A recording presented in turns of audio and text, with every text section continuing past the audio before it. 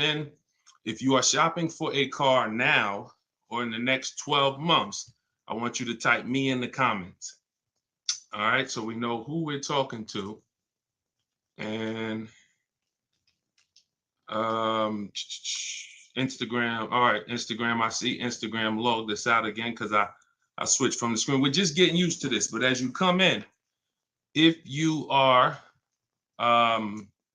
shopping for a car now or in the next 12 months, just type me. And I want to know, because I want to talk specifically to y'all. If you're shopping for a car, after that, that's fine. But I want to talk specifically to the people who are shopping now. Now, after you let us know if you're shopping, I want you to check in. Where we at? Where are we at today? Let me know where you are in the country. I like to do a roll call, check in. Where are we at in the country? Good to see you, Calvin. Good to see you, Catrella. Good to see you, Charlicia. Steeler Nation, St. Louis in the building. I see you. Okay. Hold on. Let me go here. TikTok. All right. Where y'all at? Let's. Okay. I see Dallas, Texas. I see Tampa. Hold on. I'm trying to see Chicago, Illinois, VA Beach, Utica. I see you. Check in. Where we at today? Where we at this afternoon, evening, morning? Come on in. All right. We got the whole country on here. And we got the whole country on here. All right. I want to welcome y'all to Car Q&A with me, Deshone the Auto Advisor. As you come in, if you could spend a minute or two with us, 5-10 minutes, an hour, you're going to get a lot of value out of it. We're getting ready to do some rapid fire Q&A. And we're going to be answering all types of questions about car shopping and what you need to know to make sure you're saving thousands on your next car and every car you get after that. So as you come in, if you're not subscribed, if you're not following, you will benefit from hitting that follow button. You will benefit from hitting the subscribe button, because we're going to be doing this live show pretty regularly to make sure that you guys have access to all the information. So before we get into Q&A, I want to give people time to come in. I also want to finish up the housekeeping. My new digital book, Car Shopping for People That Hate Car Shopping, is now officially released. We are doing a 75% off sale. It's normally $97. It's a digital book. It has links to videos. It has links to my scripts. There's no guesswork in this, y'all. I want to give y'all a process that y'all can use for the rest of your life without having to worry about, I want y'all to be able to guarantee your success. So if you're on Instagram, you can go to the Instagram bio. You won't leave the broadcast. Get your 75% off, because it's only available for a few minutes at 75% off. TikTok bio, and then Facebook and Instagram. Y'all can go to deshonsbook.com, or you can scan the QR code. So let's go. Let's get your questions going. I want y'all to enjoy using that book. Get your 75% off and enjoy not reading it, enjoy using it. All right. So let me see. Let's start bringing in some comments. Where's our first question? Do I have to get financing? Oh, by the way, in a few minutes, y'all, I'm going to be giving y'all a very, very deep look into a game that's going to help you understand leasing versus buying. So in about 5-10 minutes, we'll start that game, and you're going to love it. You'll never be confused on whether leasing or purchasing is going to save you more money after we play this. Do I have to get financing to lease a car? No, you don't. Whenever we lease a car, we are always using the dealer's financing department, their company, the bank that makes the car. And because we can't shop for our own financing, how do we make sure that they're not marking up the interest rate on the lease? Multiple offers. There's no way for you to make sure they're not marking up the interest rate on the lease without multiple offers. That is what reveals the true deals when you're shopping for a lease. So there's no interest rate to shop for, but we must protect against interest rate markups with multiple offers, because some dealers will mark up the interest rate and never tell you. They'll just give you the quote, and they're depending on you not shopping their competition to find out that they marked up the interest rate on the lease. All right. So when you get your offers, it's always with multiple offers. Shout out to the sharers. Shout out to everybody who's sharing the broadcast. If this is your first time on a live with me here, just type 1. Type the number 1 if this is your first time on a live. I'm near the end of a 3-year lease. Is it best to buy the vehicle or lease another? It's very rarely best to buy. Very rarely. Shout out to the first time viewers. Good to see y'all. Very rarely, if ever, good to buy your lease. I'm going to tell y'all why. Because when you buy your lease, you're buying a used car. When you buy your lease, you are buying a used car. That's all that's happening. So, being that you are buying a used car, you need to know if would I normally buy a used car versus leasing. And the only way it makes sense to buy your lease out is if you're keeping the car another 8 years. I'm going to tell you why. You've already had the car for 3 years.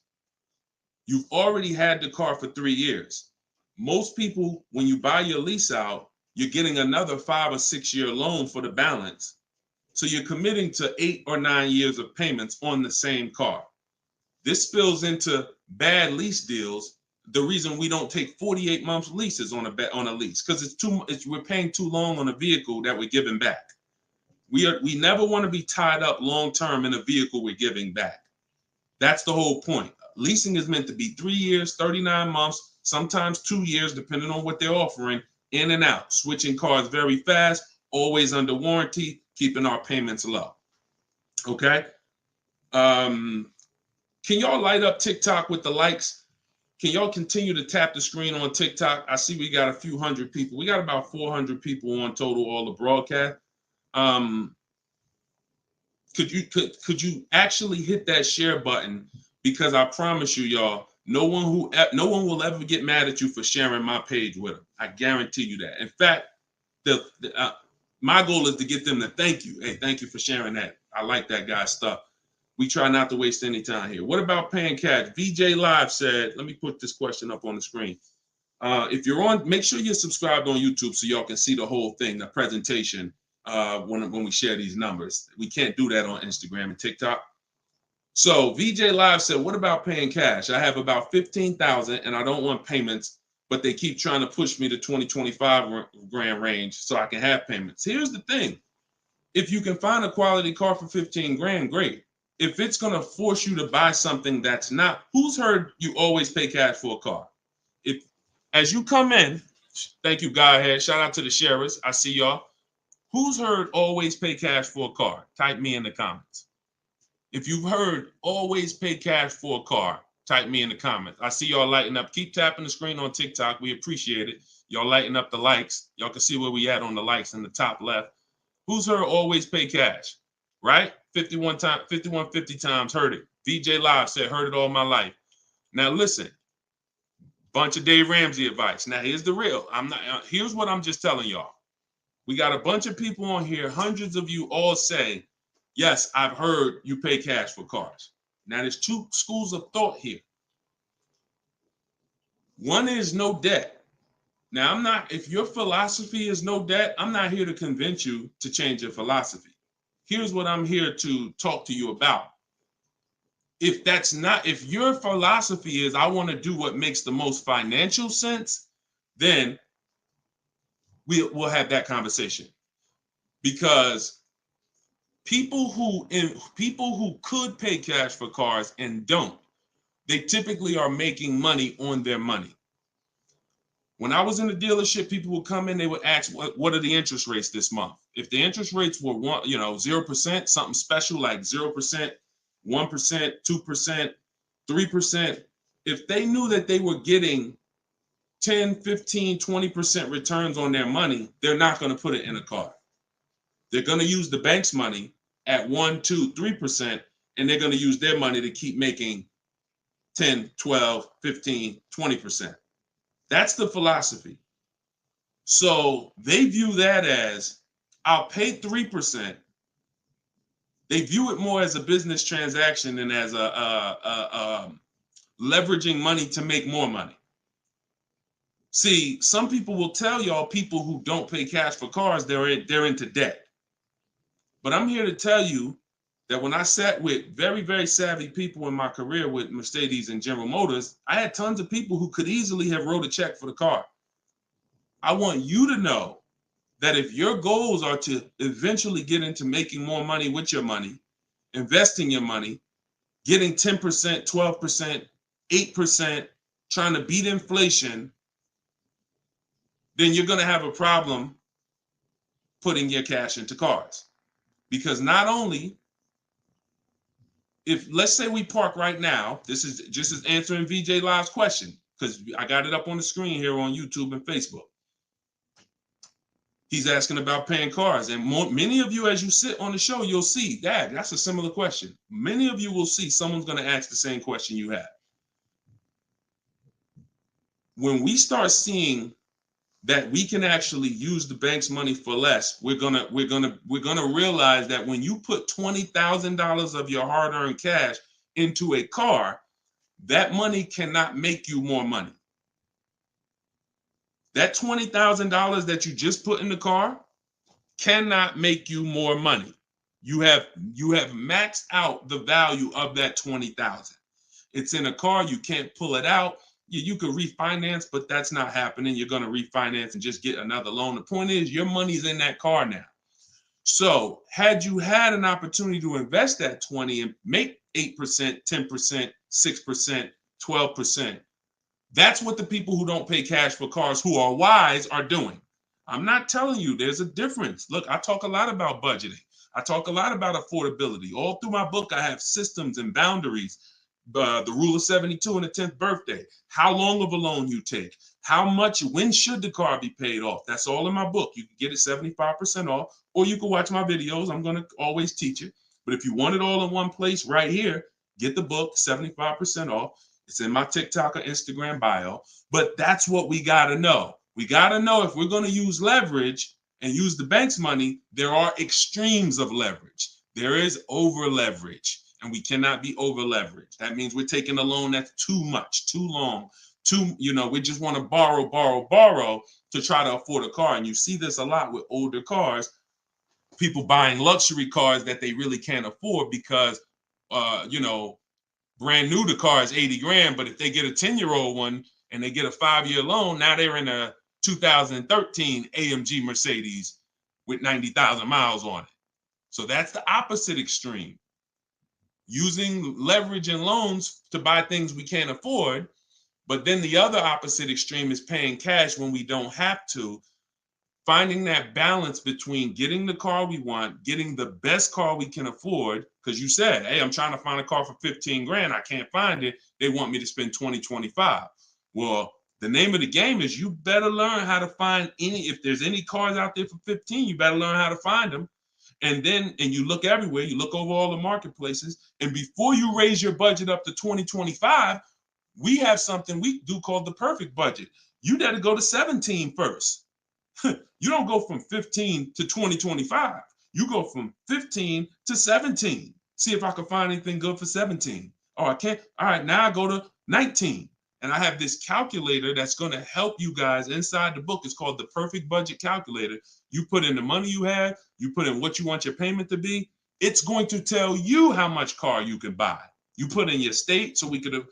How many times y'all walk in, right? And you're like, man, I want to spend 25 grand on a car, but you forgot to factor in taxes and the fees. How many times does that happen? Type ouch if you've ever dealt with that.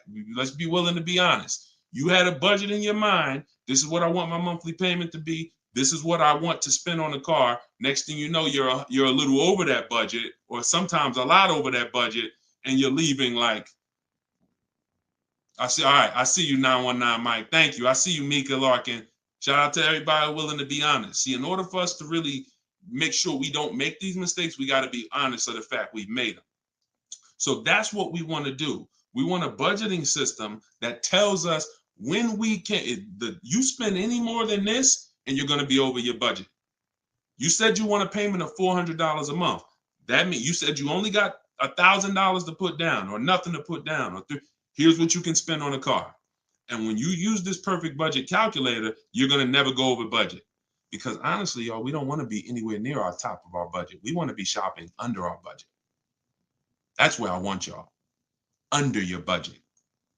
That's why I said if your budget was 15 and then your max might be 20, 25 with a loan, all right, we got to go from 15 to 17, to 17.5 to 18. We don't just jump to 20, 25. But we need a methodical system to do that, to help us do that. How do I get out of an upside down lease? Jose, you can only sell out of it. That's all you could do. You could sell out of it.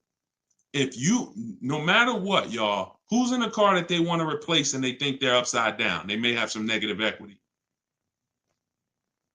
This is all in the book. I would really like y'all, the reason why I'm doing the 75% off, couple reasons. The book just officially came out, but I really want y'all not having to remember this. Yes, this live rebroadcast is going to be syndicated.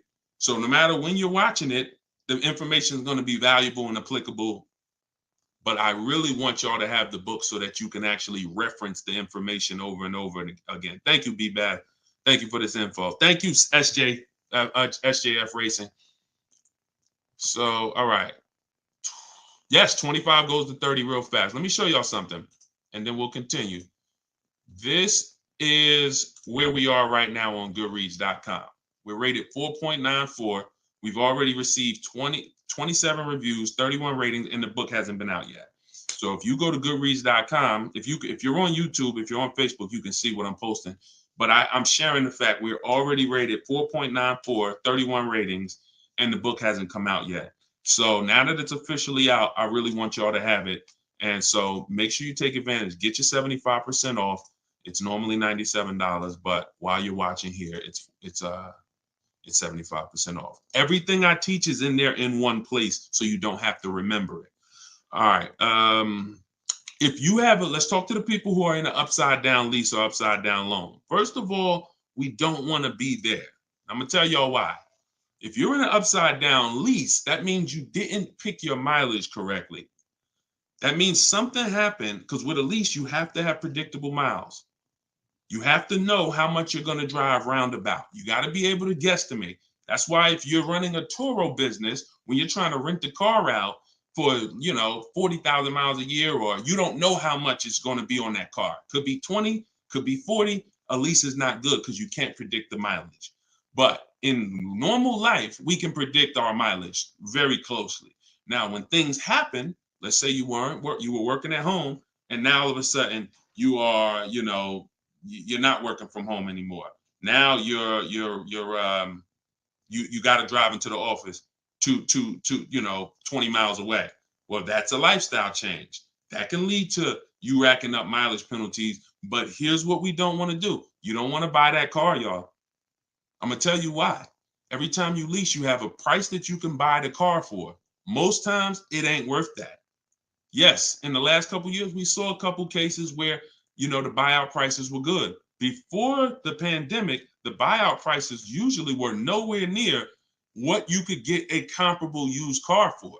So if your car was 3 years old with 36,000 miles on it, the prices they were putting was to make you not buy the car, was to make you send it back to them so that they can handle it and resell it.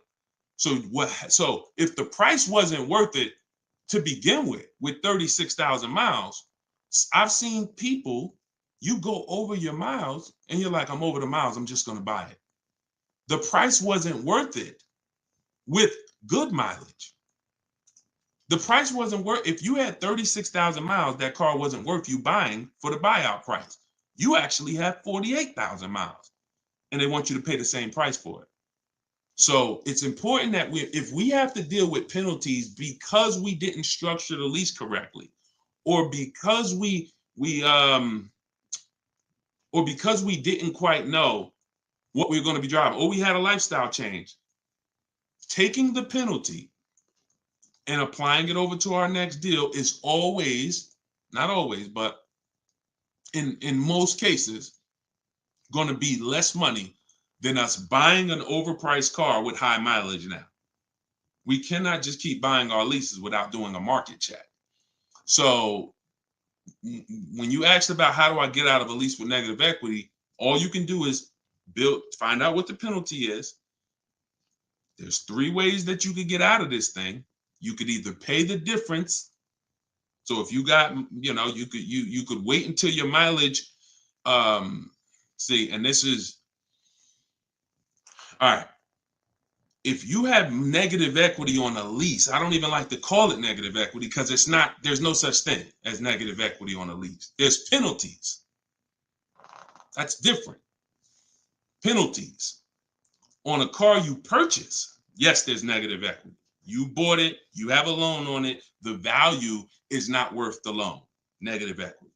With a lease, we have penalties, over mileage penalties. And now some people say, well, I'm gonna go over mileage, I'm gonna get out of the lease 3 months early. But you don't realize if you get out of the lease early, what do you still have remaining? Payments. Three months of payments, 6 months. Who's ever had a dealer say, hey, don't worry about the payments, we'll take care of the old payments? Who's ever heard that? Type me if you've ever had a dealer say to you, don't worry about the old payments, we'll take care of the old payments. Okay, lots of you. The problem with that is the payments don't disappear. They always get rolled over to the next lease. They always get rolled over to your next deal. So what I want y'all to start doing is I want y'all to see that the money is not hitting. When you have negative equity, 5,000, you got this baggage from your old car, it does not go away. It gets either transferred or you can pay off the difference. So the key is to stay out of negative equity, to stay out of penalties, because yes, once you have them, they have to be accounted for. We got to find our great deal, and then we got to bring our penalties over on top of the great deal. That's all we can do. Now, you better try to see what your car is worth selling it, because you said you're over miles. You call your leasing company, you get your payoff, you find out what your cash offers are. Go to Vroom. Vroom's out of business. Sorry, CarMax, Driveway, Carvana, AutoNation, and Kelly's Blue Book Instant Cash Offer. You can go to Car Guru, Sell My Car Too. These are all people that give you cash for your car. That's what your car is really worth, what those companies will pay. Whoever's the highest bidder, we take that. See, what I'm teaching y'all, and some of you are going to get it immediately right here, right now. Some of you, it's going to take a while to get the fact that your money comes when your savings come when you start learning to make people bid instead of getting one offer. You get the most money when you start learning to make people bid. And so what you have to do is get multiple offers, find out what your car is worth. When you go on those websites, when they ask you is it a lease, say no, because their websites are set up to where if you put it's a lease, it's going to automatically trigger that they can't buy it. But they can buy it. We've been doing this, y'all. I got hundreds and hundreds of members in Cars from Home University. We shop all around the country. You must put no when you're getting offers for a lease, because their computer is set up to automatically think that it's a third-party restriction and they can't buy it. But when you call your bank, you're going to ask them, do I have a third-party restriction? If they say no, then that means you can sell to anybody. But again, the way these companies are set up, they saw us making all this money on these cars, and the bank said, no, we got to do these third-party restrictions. And it was so many people going to those websites saying, oh, I'm about to sell my lease. And then they would get there, or they would talk to them and they would say, no, we can't buy it because it's a third-party restriction. So they just made their website default to we don't buy leases, but we do know if you don't have a third-party restriction, they can buy your lease. And it's very important for you to know that. And if you do have a third-party restriction, it doesn't limit the fact you can sell and make money. It limits who you can sell to. When you have a third-party restriction, they say what they're saying is you can only sell your car to a dealer that makes the same brand. You cannot sell to a third party, Carvana, Driveway. You can't sell to them directly. You can only sell to a dealer. So what does that mean? I see y'all lighting up the likes on TikTok. Can y'all keep tapping the screen? Let's keep those likes going up. I see it. I appreciate it. And thank you to everybody sharing. So when you are, I just got off my point, but I know it was about selling. So multiple offers, y'all. This is all in the book, Car Shopping for People That Hate Car Shopping. Who has their copy? Who got their copy? We'll continue. We got some more time. We're gonna keep doing Q&A, but who got their copy of the book already? Who got their 75% off? I really want y'all using this. The book is affordable for everybody. Everybody. All right, especially at 75. Now it should show, make sure it's not showing the 97%, $97 price. That's the normal price. I see you, 5150. Okay. All right, I see you, Jimbo. Okay. Okay, I see you, Diane. I appreciate you. Okay, and I want y'all to use it. Don't read it, use it. That is like literally it's an action guide. That ain't a book you read and then you have a bunch of things you got to remember. I'm walking you through the process step by step. And again, everything I teach is in my videos. So I don't hold back in my videos, but I do want y'all to have access to all the information in one place. If if you don't want to cycle through all my videos to try to find it. All right, is it worth buying a car from Carvana? That's a great question, Danny. It depends on if it's the best deal in the market. Danny said, is it worth it to buy a car from Carvana? Now, you can put anything in there. You can put Driveway, any of these online sites, online car buyers, online used car sellers. But here's the game that we avoid. We cannot shop from them exclusively because here's what they try to do. They'll try to sell you a car based on variety. Hold on. My do not disturb should be on. My do not disturb should be on. So anytime you see,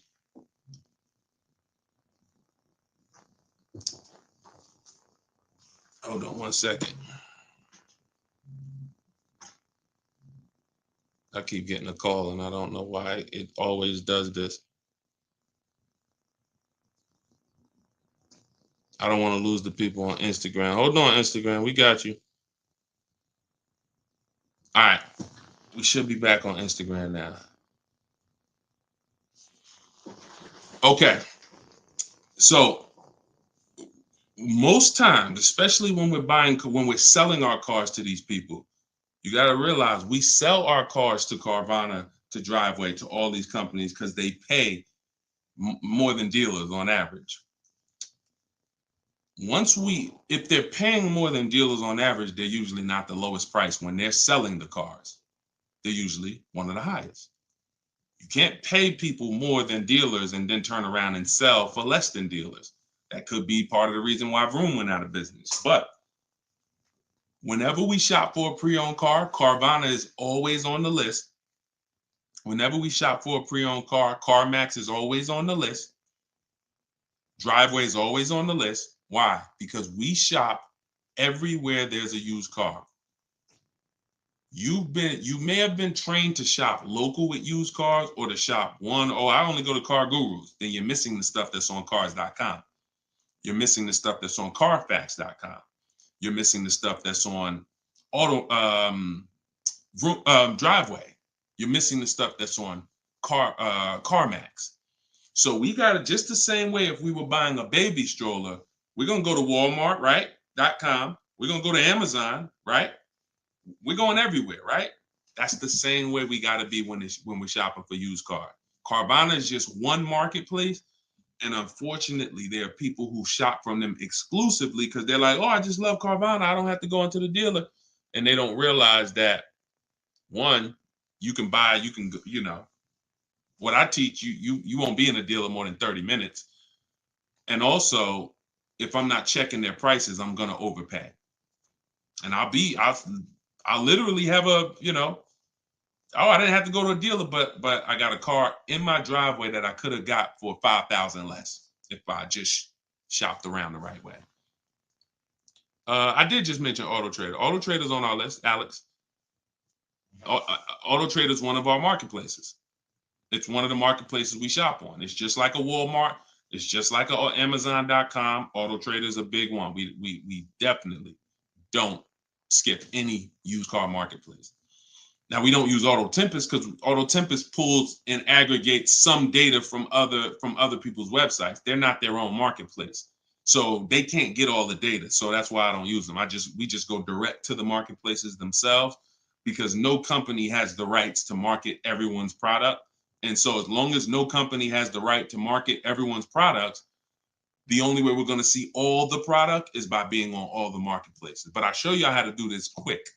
This shouldn't take you more. Look, y'all, this is going to sound crazy, but it shouldn't take you more than 60 minutes, 90 minutes to get your best deal on a car. No, 90 tops. Tops.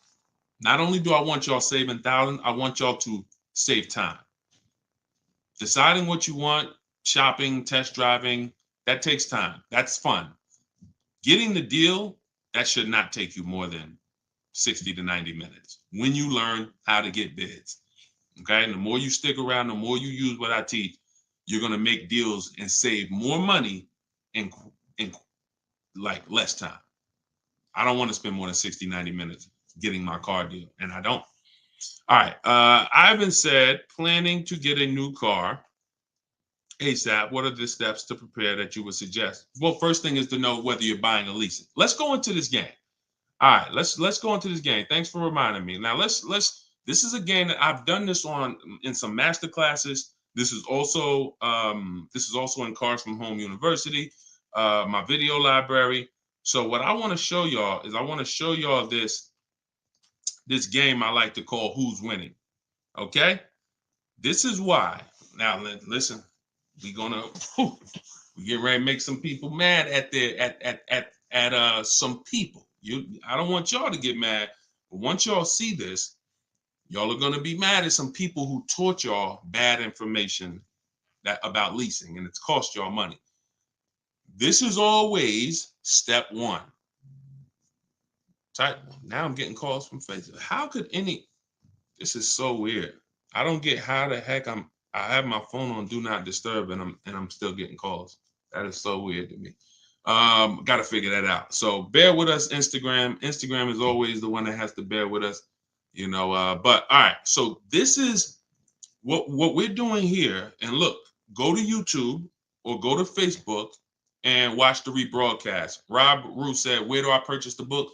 Everybody who wants to purchase the book and get the 75% off, if you're on Instagram or TikTok, go to my bio, click the picture of me, go to my bio, you'll see a link, and then you'll see 75% off. Grab it. You won't even leave the broadcast, so you don't have to worry. You'll be right here. You'll still be able to hear me. And then if you're on YouTube, or you can go to deshonsbook.com. If you're on Facebook, go to Deshon's Book, or you can scan the QR code. So what we're about to do, I'm going to ask y'all a question. We're going to go down the road and we're going to compare two different people here. People who buy a car and people who lease. This is step one. Before you think about how much you're getting how much you're going to pay, your budget, any of the things, do I have down payment? Before we think about any of that, I want y'all to know what the most important question is. That's leasing versus buying. So on this screen, I'm comparing a person who leases and got a brand new $40,000 Jeep Grand Cherokee 2024. Now, I want y'all to look at this if you're on Facebook and Instagram. If you're on Facebook or YouTube. This person with a good lease deal is paying $500 a month. $500 a month for a brand new $40,000 car. Now, the person who purchases, some of y'all know every $5,000 on a loan is about $100 per month. So if you're looking at a $40,000 car, you're looking at about $800 per month on a 5-year loan. Now, I got this person in here on a 6-year loan at $675 a month. That's how much this car costs. 6-year loan, 3.99%. $675 per month. Let me ask y'all a question.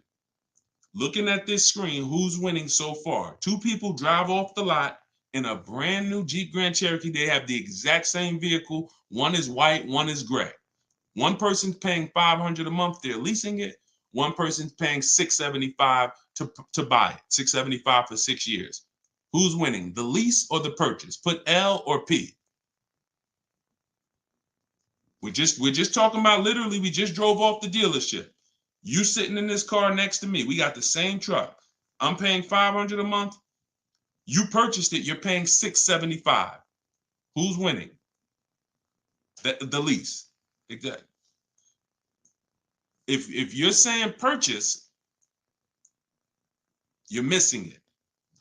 You and me are in the same car. I'm leasing the same car as you for $500 a month. You're paying $675 a month. Same exact car. Who's winning? Exactly. See, Rob, and these are the things where we can't look. There is no, the purchaser is not winning. It's not no. It depends. We have to go straight up. We have to go straight up by the numbers. See, that's where we lose at. We lose with all of this subjective, oh, well, it depends on how we look at it. No. You're driving a 2024 Jeep Grand Cherokee. I'm driving the same vehicle as you. I lease it, and every month $500 comes out of my household. Every month $675 comes out of your household. We have the same exact car. Who's winning? The lease. Exactly. That's what we got. We're gonna go down the road. And listen, go subscribe to YouTube. Watch we're gonna syndicate these episodes. So you might be watching the syndication. It doesn't change the value. I want you to see that $500 a month coming out of someone's household is $175 less than $675. So the person who leased so far is $175 per month richer. Every month, the person who's leasing over here is $175 per month richer. Now let's go to the next slide. Now, 3 years later, person wants to buy. Person wants to buy. Now, here's the thing about the purchase. There's an amount you owe. On a 6-year loan, they would owe $24,000 at the end of 3 years. I've already done it. You can watch this. That's how much the balance on their loan would be. It would be $23,400. So that's the amount they need to break even on the car. Now, mind you, they've already spent $175 per month more than the person who leased. So they're $6,300 poorer. You can see they're $6,300 poorer. See, I want y'all to see that everything that you're doing when you're not leasing is trying to catch up to the person who got a great lease deal. Everything from the moment you purchase, you're putting so much money out into the car compared to the people who get great lease deals that now your only goal is to catch up to them. This is why this is step one right here. Go to YouTube, watch it on YouTube so you can get the whole view. So $675, $500. Now, this vehicle, y'all, is $40,000 brand new. What is a 3-year-old vehicle worth? If it was $40,000 brand new, what is it worth after 3 years? $40,000 is a fair estimate $24,000. I tried to look at what I believe a fair estimate is for a 3-year-old vehicle resale value. If we purchase a vehicle for $40,000 in 3 years, when we go to trade it, 36,000 miles, is it fair that vehicle, a fair estimate is about $24,000? You're not getting 28. Let's be honest here. We're not buying a vehicle for 40, coming back and get 28 3 years later. So here's the problem. When we get 20, you're not getting 28. And don't let the last 2-3 years of having high resale values confuse y'all. Don't do that. You will destroy yourself. You don't want to. There is no class, Solomon. There is no class. This is the class. Just tune in and lock in. Like, this is serious financial education that is going to be simple if you just focus on it. If you buy a vehicle for 40, the average that you're going to see that vehicle when you go trade it in is you get about 24 on. That is going to be a good cash resale value. And that's what happens to most people. And as you can see, they still owe, if your vehicle's only worth $23,400, I mean, if your vehicle's only worth 24, but you owe 23,400, you're breaking even. This is nothing. Like, I've already spent so much more than the person leasing. And now when I go to trade my car in, I'm not even able to get enough money to catch up to them. I'm not able to I'm $6,300 behind the person who leased when you purchase, and I'd have to get all that money back to make it worth it to have bought. That's why, y'all, when you buy your cars and trade in, you notice how much you always worry about how much you're going to get for the car. Y'all notice that if you're a person and you buy your cars and you keep them 2, 3, 4, 5, 6 years, you notice how you're always worried about, man, that's all you're giving me for my car? That's all you're giving me? Nah, you got to give me more than that. You know who doesn't worry about that? Keepers. Anybody in here who buys a car, keeps it till the wheels fall off, you never worry about what the car is worth, right? Because you're using all that value. That's what we do when we purchase. But here with a lease, you're always behind. If you purchase a brand new car compared to a person who leases, you're always behind. You can't catch up with them. You're paying too much money. So this is an intro. We didn't even talk about the fact, what if the person has an accident? And I really like wish that y'all could see this on YouTube. And can y'all see the screen on Instagram? I don't know. Are y'all able to see the slides on Instagram? I don't know what view y'all have on Instagram, but we're not talking about if the person has an accident. If the person has an accident in the car that they own, you lose two grand of your value. So the buyer is always behind. Now we can go down the road. When we go down the road, you'll see that eventually the person starts catching up, but it's only after 8 years. You can't catch up to somebody who's paying $175 a month less than you to drive the same car as you. That money just keeps adding up. And we were taught that we're supposed to purchase, but only if you're long term. That is when you purchase. 8 years, nothing more. All right, so I got to see how I'll probably try to do this and go deeper when I can get some. It's hard to do it because they can't, everybody can't see it. So just watch the replay of it, and you'll be able to see it. But this is the difference, y'all. Queen Mama said, "I'm a keeper and I need to break. I need a break from car payment." See, but let me ask you. Can I ask y'all a real question? Why are car payments the only payments we need a break from?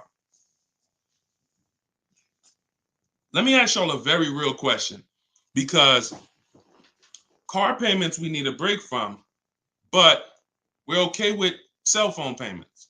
We're okay with insurance payments. We're okay with car insurance payments.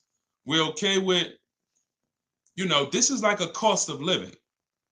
And I don't have a problem when it comes to financially, I want to pay cash for a car, and I'm just going to keep my debt down, and I'm going to make sure that, the interest rates are high right now, so I'm not going to look to borrow. I'm just going to pay cash. That's fine. Paying cash as a savvy move is like, the bank's money is too expensive. I'm not invested. I'm not investing my money in anything. I'm just going to pay cash. But why are car payments the only ones it's the only payment we look and say, well, I want to avoid that. We don't do it with houses. We don't do it with anything else in life. And sometimes it makes us get a bad car because we like, oh, I'm just going to save up $8,000. I'm just going to say. Meanwhile, if we knew how to properly structure our deals, we can get the best car for our budget, under our budget. Because y'all know all cash is saved up payments, right? All people be like, oh, I'm going to pay cash. If you save up $20,000, that's just a bunch of saved up payments. Yeah, she said, I'm tired of house payments too. I understand. And again, if we have the cash and we can go and we can look, I'm going to teach you how to pay cash for cars if it makes sense. And if you have cash, that's great. We got to make sure we get the best price on the car.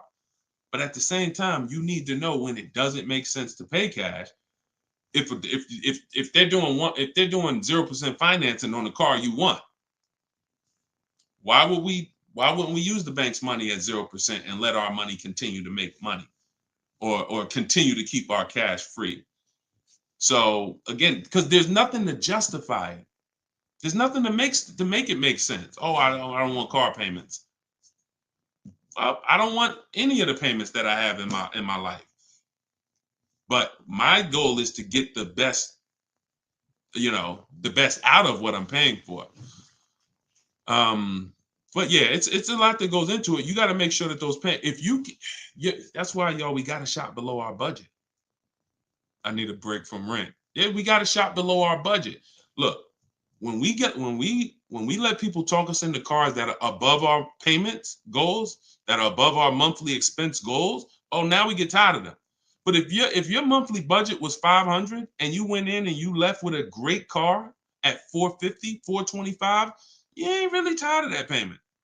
You're tired of the payment, right? Like, you're tired of the payment that's 700 when you really didn't want to go above 650. Now you're like, dang, I'm paying 700 for this car. Dang, I'm getting tired of this. When you're under, you don't get tired when you're under your budget. You get what I'm saying? Does that make sense? Type I don't know, $, if that makes sense. We only get tired of payments when they're over our budget. When they're comfortably within our budget, we're never tired of them. That's why we're fine. So, but we got to learn how to get the best cars for our budget, and that comes through multiple bids. You have no idea. And then it comes through leasing versus buying, which is what we've been talking about in this initial thing. In this initial thing. I'll try to get everybody on one stream, where y'all could all see, because I really want to focus on the people who can see the slides. And because I know I could engage with them because they can see the slides, and then but it's people who can't. So that's all right. We'll continue to adjust. But you got to know, believe me when I tell you, thousands of people have learned that the biggest issue of affordability for the cars that they're driving was the fact that they didn't understand leasing. Leasing is going to get you 30, 40% more car for the same money when you learn how to get great lease deals. All day long.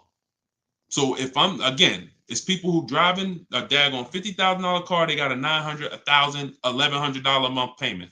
At the same time as people driving $50,000 cars, and look, this is their payment. I'm gonna show y'all something that's gonna blow your mind. You can't believe that this is a payment on a car. Right here, look. Greg is in our Facebook group. He's in our Cars from Home University program. He said, my first time posting here. His MSRP on his car that he got, it's a Kia EV6 Win with the tech package. $56,275 car, y'all. $56,000. That vehicle, if he went in there and said, I want to purchase that, man, I'm not leasing nothing. How much is it? That vehicle is $1,100 a month on its best day. 5-year loan, $1,100 a month. If he stretches out the loan 6 years, maybe it's $1,000 a month. I don't ever recommend you go above a 6-year loan. When we get into structuring our deal, y'all gonna hear me talk about the rule of 72, 10th birthday. We don't ever want to go above a 6-year loan. It's very risky, and it's a sign. It's a sign of affordability. We can't afford the car. It's like a 40, 50-year mortgage. So the point is, if he walks in to get that car, he's leaving with $1,000 car payment. Same car. Look at what he got, y'all. Shopping multiple offers. The dealer that won the bid, his payment is $527 a month. $527 a month. He gave him first month's payment, and he drove off. He said no other dealer came close. Some people may have shopped that car and said, Deshone, I was shopping a lease for that car. They was telling me it's $800 a month. Absolutely. That's normal, because the overpriced dealers that we don't buy from are going to take their shots. But in order for us to see that, wait, this car is not really $800. The best deal on this car is $527.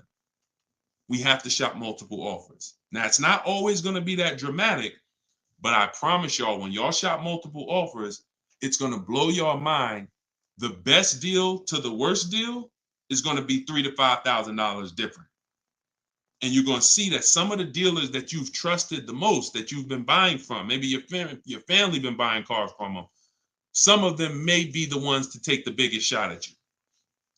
So you have to shop multiple offers. But y'all see how there's no comparison to that deal Greg just got? $527 a month. Another person's driving the exact same vehicle paying $900. This is how, when y'all see these videos of that, people average car payment is $1,000. How? Because they don't understand leasing. They don't understand leasing. Once you understand leasing, you'll understand how these people are getting jammed up and how you may have gotten jammed up in a high car payment for a car that you might feel like, oh, I'm paying way too much money for this car. And then the opposite side is, if we are purchasing, we have to make sure we are getting the best price for the car and we are getting the best interest rate we can get. Does he lease to buy? No, we don't do lease to buys. We don't mix the two. Leasing is its own benefit. That's a great question. Great question. Let me put the banner back up for those of you who want to get the book. See, if you don't want to have to remember all of this, grab your book. My new book is called Car Shopping for People That Hate Car Shopping. It's digital, so you could download it, be literally using it in 2 minutes, and just go to deshonsbook.com. It's 75% off for our launch, and you can get your copy. If you're on Facebook or if you're on Instagram or TikTok, you could go right to my bio. Click the link in my bio, get your copy while it's 75% off. Price goes back up to $97, I think, after 30 minutes. All right, so your payment is over $1,100 now, and look, that means your loan is probably somewhere around 60 grand or more. Depends on how much it depends on what your term was. So if your payment was $1,100 a month, on a 5-year term, that's a $60,000 loan. That's about a $5,500 loan on a 5-year term. So you want to look at other ways to acquire that car. Is there a way that I could have been in this car for less money? Now, watch this, Gigaware, because he's being honest. My payment's is $1,100. If you are buying that car and your intention is to keep it, and that means your intention is to keep it for 8+ years, you're going to pay off that car, and then you're going to just, start to catch once you don't have a car payment, you can start to catch up to the person who leased, because the person who leases is always going to have a payment. That's the downside about leasing. There is no opportunity for you to pay off the car, and you don't want to. Again, it's not like when you're not keeping cars long enough, you're getting great lease deals. The goal is not to pay off the car. The goal is to drive the most car I can for the least amount of money. That's the goal with a lease. The goal with a purchase is to now pay off the car and start to now keep the car long enough for the depreciation to cool off. Depreciation is the value that it loses every year. Thank you, Becky. Good to see you as well. Long time. Great to see you. So depreciation is the value the car loses every year. When you buy a brand new car, you lose 20% the first year. Then you lose 15%. Then you lose 15%. Then you lose 12%. Then you lose 10%. And as you keep the car longer, it gets to a point where you're only losing 5% or so a year. But you must keep that car long enough to get to that point. And what many of you have been taught to do, you may have been taught to, man, I buy my cars and then I'm replacing them in 3 years. I'm replacing them in 5 years. Now I'm replacing my cars when they're losing the most value. That's not when you want to replace a car. You now bought the car, it's losing value like crazy for the first 6-7 years. Now, perfect. It's going to cool off now. It's paid off now. Now I can start to recoup some of all that money that I put into that car. But most people don't do that. You may have been taught, I just go and get another car and I start the process all over again. So not only are you never getting to benefit, not only are you always having a payment anyway, you're not getting the benefit from all the money that you're putting into these cars. You're never allowing the depreciation to cool off to where you got no car payment and you just got a car out there and you can stack some of this money up. It just happens all the time. It's an issue of not understanding leasing. Leasing is for short-term people less than 8 years. Purchasing is for long-term people more than 8 years. And don't worry, we'll continue to go deep on this. All in the book. So anyway, anybody who wants to really know this and have it all in one place so they can use it, if you're shopping for a car now or in the next 12 months, you need this stuff right now. You know, I got tons of videos all over all my Facebook pages. But if you want all the information in one spot, get your book at 75% off. Just make sure that it's not showing the $97 price. Whenever you click to the website, make sure it's showing the 75% off price. So you can purchase off the bank loan. I don't know what you mean by that, Skinner. Is it smart to lease and then buy it out? No, see, and again, that's a very common question. Yo, what's the benefit of that? I mean, somewhere along the lines, we heard about leasing to buy. We don't want to, you're only leasing because you don't want to buy the car. You're buying the car because you want to keep it and take care of it for the long run. I see you, Dr. Coop. Congratulations. She said, I got the book. Enjoy it. Use it. Don't read it. Use it. And, I really can't wait to hear your success story. There's no reason. Look, when I'm going into a lease, and you got to have this in your tool belt. Some of you, your children are not going to keep a car 8 years. You're going to need to set them up to get a great lease. Yeah, you might be a person who like Deshone. I just buy my car, man, I keep it 10 years. If that's you, type K for keeper. Most times, if you buy your car, you keep them 10 years, type K in the comments for keeper. Thanks, Ambi. Said keep killing it. Appreciate you. If you are, the book is called Car Shopping for People That Hate Car Shopping. It's in my TikTok bio and it's in my Instagram bio. But I think you only got, it's 30 minutes. You could get it for 75% off. While everybody is on, you could get it 75% off. Okay, so keepers, you are not, you're not worried. That's when you buy. When I'm going into lease, I'm not thinking about keeping. We don't want to mix the two. Leasing is, I'm going to get a great lease deal where I drive a brand new car for pennies compared to purchasing. Or for a small percentage compared to purchasing. That is a lease. My goal is not to buy the car. It's not to buy the car. You see, when we keep, we win. When we lease, we win, as long as we're getting good deals. But it's people who are mixing the two, and that might be you, and that's where we lose. We buy, and then we trade. We buy, and then we sell it in 2 years, 3 years, 4 years. We tired of it. Oh, I'm gonna go switch out of this. That's mixing. The other one is you lease, and then you purchase the lease. So you lease your vehicle, and then you go buy it at the end. That is mixing. You don't want to mix because the benefits of leasing are laid out. The benefits of purchasing are laid out. Very clear, separate benefits. When you mix the two strategies, you lose the benefits. And again, most people who would tell you they bought their lease, they're buying it with a 5 or 6 year loan when they've already been paying 3 years to lease it. The lease is 3 years. The loan is 5 years. That's 8 years. And I'm going to tell y'all how this happened. How I figured out this was so bad, I'm going to be honest with y'all. I was in the dealership one day. Somebody comes in. They're like, hey, I want to replace my car.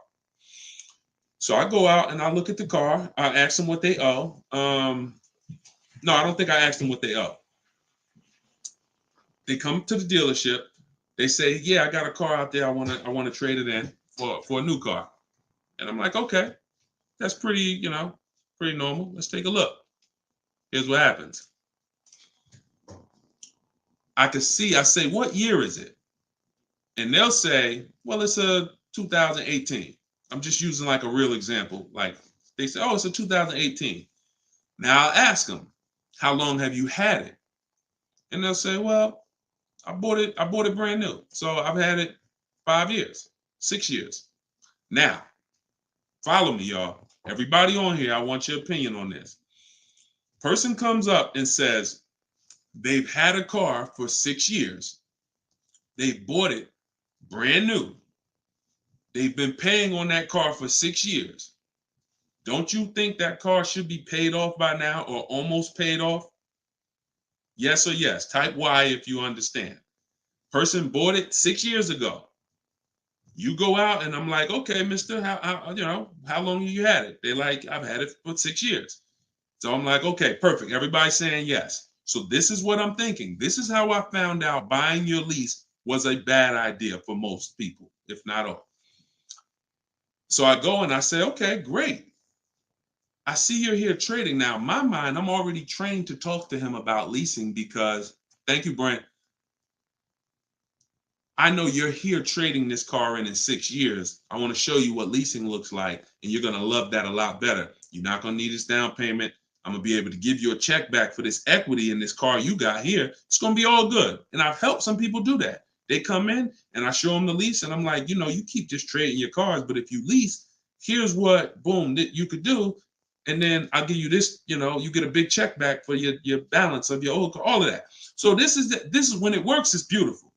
But when it doesn't work, this is what it looks like. I'm like, I run in and I'm like, okay, your car is worth about $15,000. Instagram just logged me out. Instagram just logged me out of nowhere. I don't know what happened. Let's see if I could go back. All right. So now when it doesn't work, so I go out and I find, you know, the used car manager may tell me this car is worth $15,000, and I'm like, okay, perfect. It's probably paid off. Great. He's gonna get like a check back for like almost all that, and then he's gonna have a low payment. He's gonna love it. So I find out when I call the bank, I say how much you owe. He says, well, I don't really know.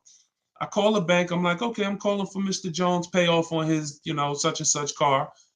And the bank says, okay, yes, the payoff is $15,000.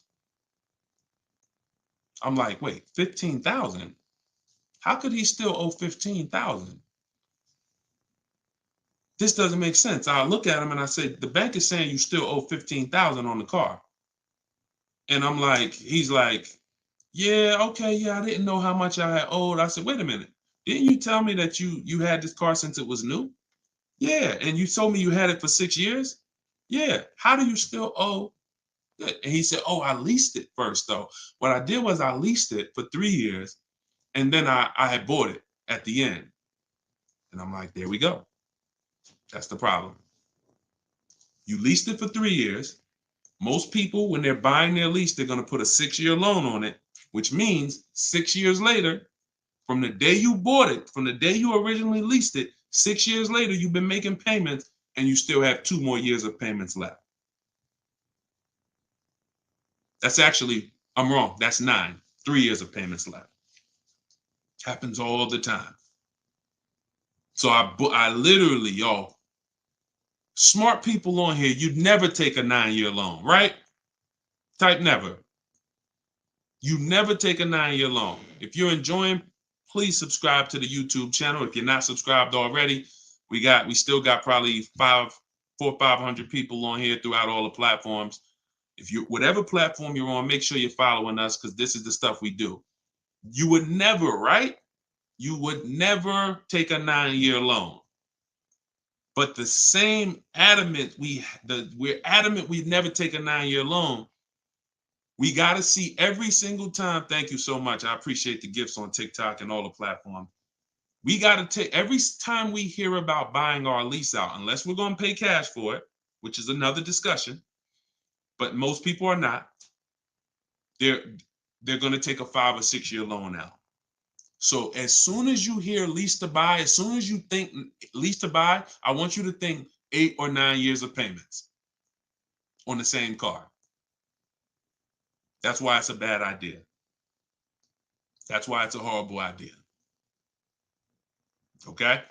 Now, if you are comparing, we had somebody in our group yesterday who was asking about buying his lease out because he's going to give the car to his parents and because they're going to keep it long term.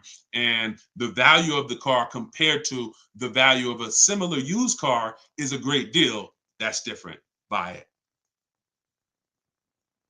Because all you're doing when you're buying your lease is you're buying a used car. It's your car. I used to help people buy their lease. Hey, they come out of the office. We switch the plates because we got to re-register the car. And I'm like, okay, so how was it? Now, they just signed up for a 5-year loan, 6-year loan on a car that they've already been in for 3 years. They're not really excited about it. You know, I've had the car for 3 years. At least when you go buy a used car, you're excited about it. You're excited. Oh, nice. It's new to me. But when you buy your lease out, you're not really excited. Thank you, man. Y'all going crazy with these gifts and everything. I appreciate it. So these are the things, like what I want y'all to have, as long as you stick with me and you learn what I teach, you're going to have clear boundaries that you operate in that always protect you. That's the name of the game. There's clear things I do. There's clear things I don't do. I know I have rules. I have boundaries. And what I want y'all to get familiar with is the 8-year rule. The 8-year rule is the first rule. It says if you're not keeping your car 8 years, you should not be buying it. You can't outlive the depreciation. You cannot outlive the depreciation compared to someone who purchases. Now, it's too much to go deep on right now. We'll go deep because I know some people thinking, oh, Deshone, but if I pay cash for a brand new car, I'll pay less overall. Yeah, but if you pay cash for a brand new car, you're still laying out all the money. You're still laying out all the money and you're still trying to get that back. You're still, oh, I paid 30 grand, 40 grand, 50 grand. Do you understand that a person who leases that same car, what would you rather be? Big dog who thinks you're big dog because you're going to write a $50,000 check, or a person who comes in and says, I'm going to get that car for $500 a month. Do I want 50 grand coming out of my bank account going into a car, or do I want $500 every month? It's much more, it's a much more pleasant feeling to give a bank $500 every month to drive their $40,000 car than it is to say, okay, you want this $40,000 car, then you come give us a check for the whole amount and the taxes and everything. Now I'm taking the check out, boom. And again, there are situations where that's right, but I want you may have been somebody who's like, yeah, but I don't think it's right for me. And that's okay. That's okay. I'm not one of these people that's going to make y'all feel like you are wrong by using leverage and learning how to creatively acquire cars where it's a little bit of money coming out of your bank account every month versus what people have told y'all and how you should be buying cars. Thoughts about leasing luxury vehicles. It doesn't change, Dr. Doctober. That's a great question. He said, what are your thoughts about leasing luxury cars? Same principle, 8-year rule. I don't care whether you're leasing a G-Wagon, whether it's a Bentley you're looking at, whether you're looking at a Toyota Corolla, the 8-year rule is what applies. Because the 8-year rule takes into account the depreciation. If you look and say, that's a car I'm keeping for 8 years or more, you buy it. If that's a car you're not keeping 8 years, you're going to see you'll pay thousands less and drive a better car leasing it, even if you try to buy it used. So I'll need more than one broadcast to really go deep on this. I'm just getting familiar with how to use all of these tools where I can show you all stuff. But we'll continue to go deep on this. This is not a subject. If you've gotten years and years of bad advice, it's not always. Some of you get a breakthrough immediately, and some of you it takes more time because again, it's been beaten to your head, and people with loud voices who shout tell you this is what you do, or you never do this, or you always do it like this. You know, like who's heard somebody say never buy a used car? I mean, never buy a new car, always buy used. Who's heard that? Type of U for used. If you were taught you always get a used car, you should never get a new car. Who's taught that? And we got a couple more minutes. We'll stay on. We'll do some more questions. As long as y'all continue to share the broadcast and continue to stay tuned in, I see we still got hundreds of people on. Then we'll continue. All right, now let me tell you how. See. You either have to teach something that works for everybody, or what you teach will mess people up. If somebody says to y'all, every single one of you should be buying used cars, because that's what they'll say. Never buy a new car. Everybody on here should be buying a used car. So that means you think everybody in the country should be buying used cars, right? Yeah, absolutely. Nobody should buy a new car. Nobody in this whole country should buy a new car. Like, no, always buy a used car. Okay, perfect. So let's just say if you had your wish, everybody in the country will be buying used cars, right? Because that'd be better for them, right? Yes, if I had my wish, everybody would be buying used cars. Then here's my question. How do they become used cars then? How do they become used cars if everyone is buying used cars? I want y'all to think about this. If you had your wish, you could snap your finger, Mr. Financial Advisor, whatever you teach. How could everyone buy used cars? It's impossible. The cars come in new. They don't just, so if everybody was buying used cars, what's happening to the new cars? They're just sitting there. And then, so that's not a practical solution. How do we acquire? Who should be buying brand new cars?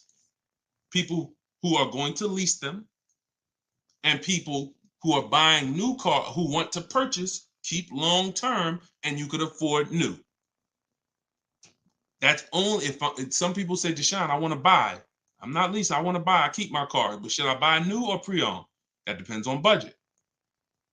That depends on, unless you want one specific from a year, sometimes it'd be like, oh, I want this special year. But if it's a case of, you know what, I can afford both. Should I buy new? Should I buy pre-owned? That's a matter of budget and preference. If I could afford a new one and I can keep it long enough to outlive the depreciation, then I'll buy new. But if I can't afford to get a quality vehicle for my budget, then I'll buy pre-owned. And some people want to treat themselves. Some people like, I only get a new car every 10 years, Deshone. I'm going to get something new. That's fine. That's fine. As long as it's long term, because time heals all wounds. We killing the likes on TikTok too. I appreciate everybody tapping the screen. Y'all still running the likes up. Appreciate it. Shout out to the subscribers. If you haven't subscribed to us on YouTube yet, please, we invite you to subscribe. This is what we'll do. You'll get notifications of when we live, so you can make sure you tapped in. I see you, Barbara. She said, I just bought the book. I appreciate everybody who got the book at 75% off. This is the launch. I'm excited. As y'all saw earlier in the broadcast, we're already rated 4.94 on Goodreads.com. We got 31 reviews. That book, Car Shopping for People That Hate Car Shopping, has been really changing people's lives and the way they shop. It's a tool. It's not something you read. It's something you use. So get your copy at deshonesbook.com, 75% off, or you can scan the QR code, or if you're on Instagram or TikTok, just go to my bio. And as long as you're seeing this, you still should be able to get it at the 75% off price. And it's immediate download. So, and you'll see as you read it, there's a reason I had to make it a digital book. I couldn't print it because it links to videos, it links to docs, I got scripts that it links to. There's no way I would have been able to do it printing the book. And then also, sometimes I need to update stuff, like Vroom went out of business 2 months ago. If I would have printed the book, now Vroom is, I need to be able to update real time when something happens, and I couldn't do that with a print book.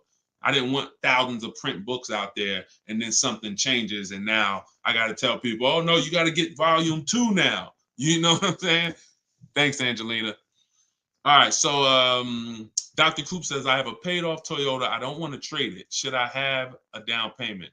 You don't need, look, if you can find a deal on the vehicle you want below your budget with no down payment, then do it.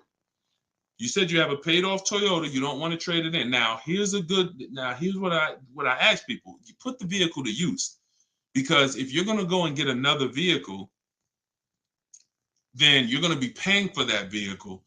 You don't really want, the only people I recommend have an extra vehicle is if you're a high mileage driver. Who's a high mileage driver? You're driving over 20,000 miles a year. Over 20,000 a year, type HM for high mileage. These are the only people that it benefits you having a paid off car like this. So sometimes it's worth it to buy your car, pay off the first car.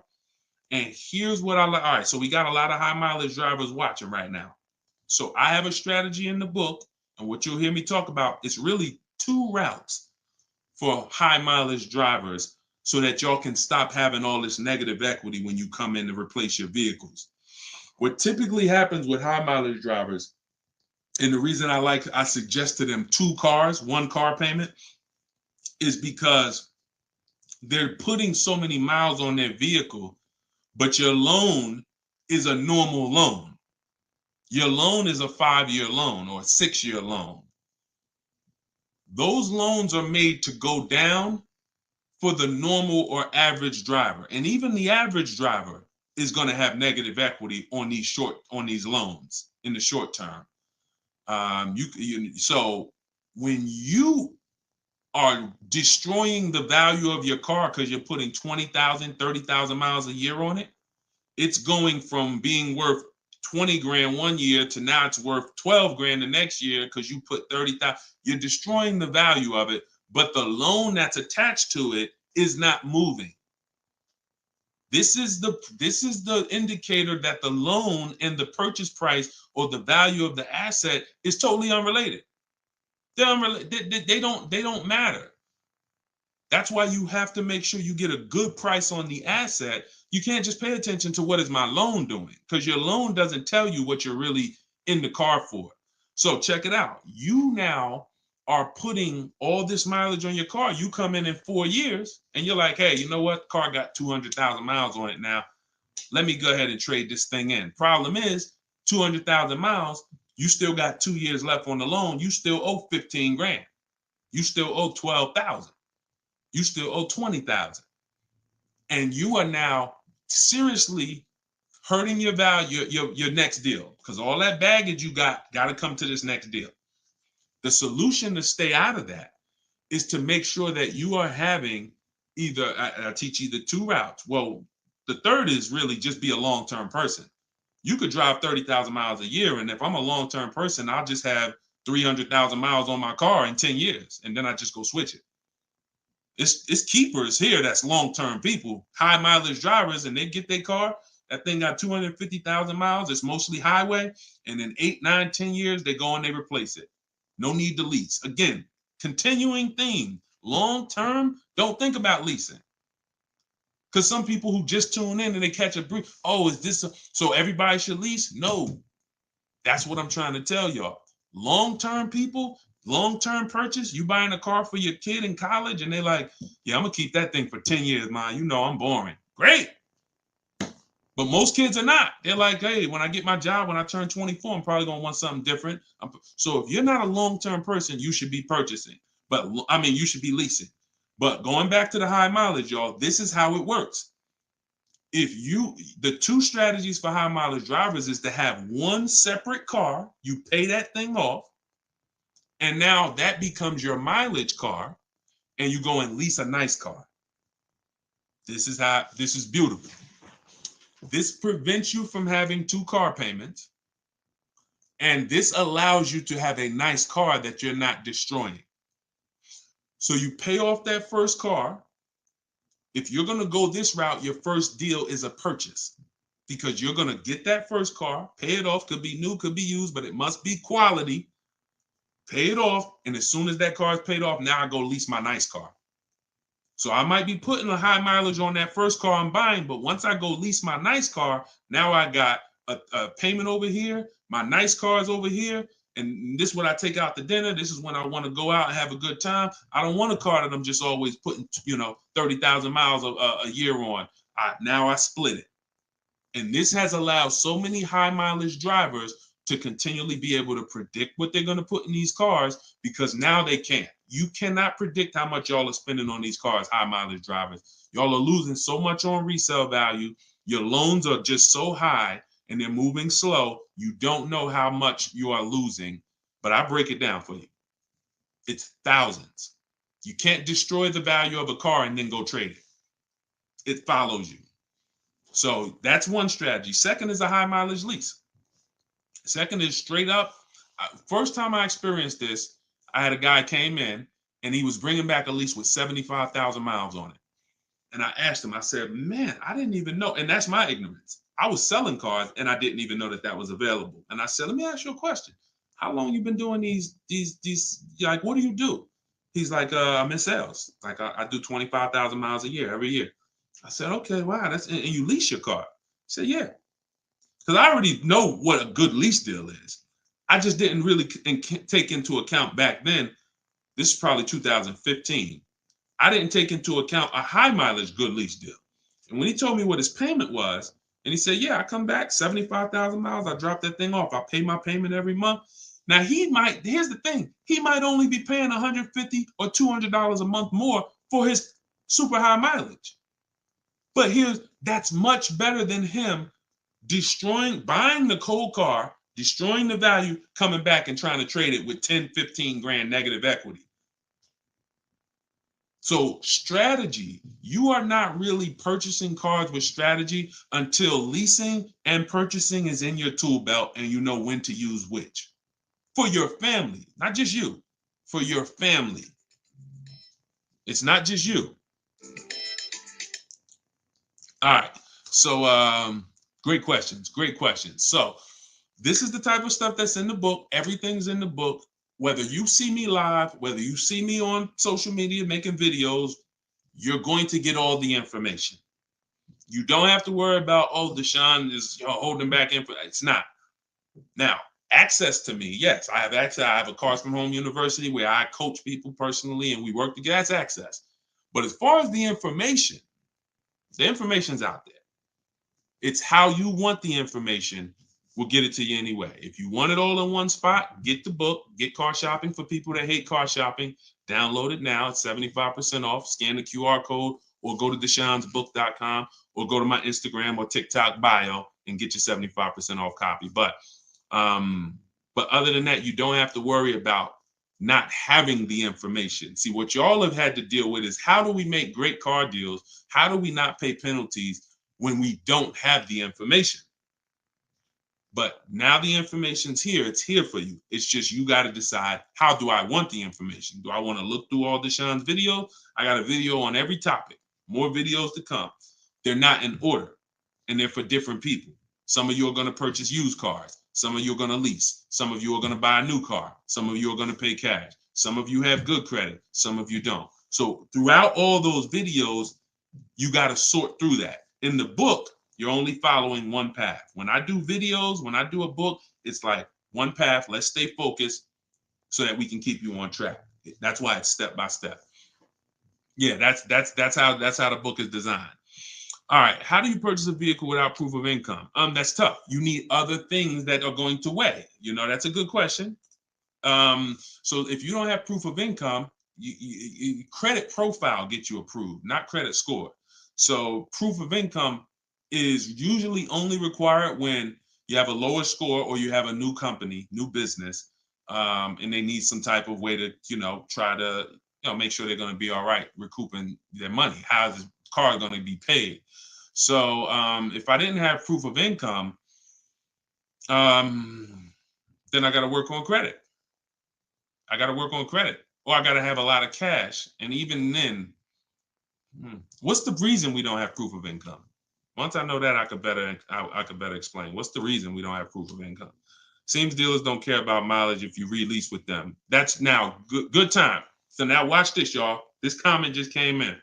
We'll still cycle through all the comments. We got another little while in this hour. We're getting through as much as we get through. It's good time on YouTube said, seems dealers don't care about mileage if you release with them. Absolutely a mirage. I asked y'all earlier, who's had somebody a dealer say, oh, we'll take care of the old payments. We'll take care of the mileage penalty.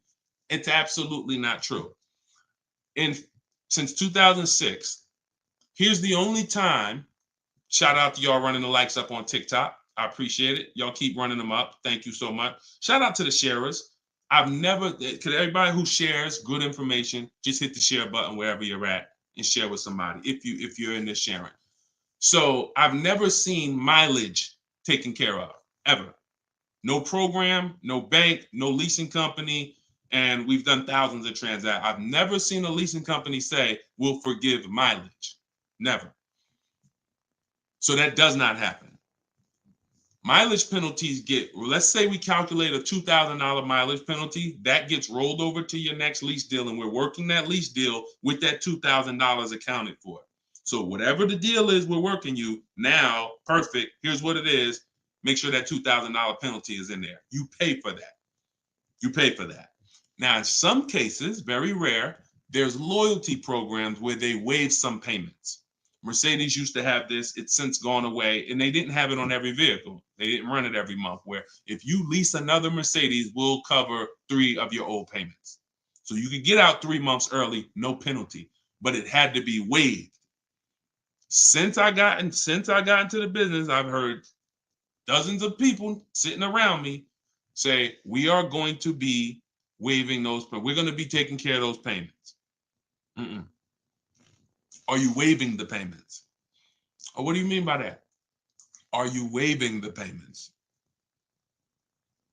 See that, and we when you ask them that question, I don't want you to even go in looking to get out early.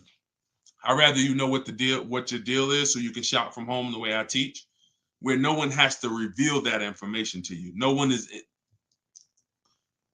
If you got the right strategy, you're never putting yourself in a position where someone can lie to you without you knowing it. So if you go in the old way and you go into one dealer and say, hey, I'm looking to get my, new lease and I got like penalties, and they'll say, okay, we'll take care of it. That's putting yourself in position to be lied to. Oh, we took care of that. We built in the payment. Yeah, all the payments are taken care of. This is your new payment. Mm-mm.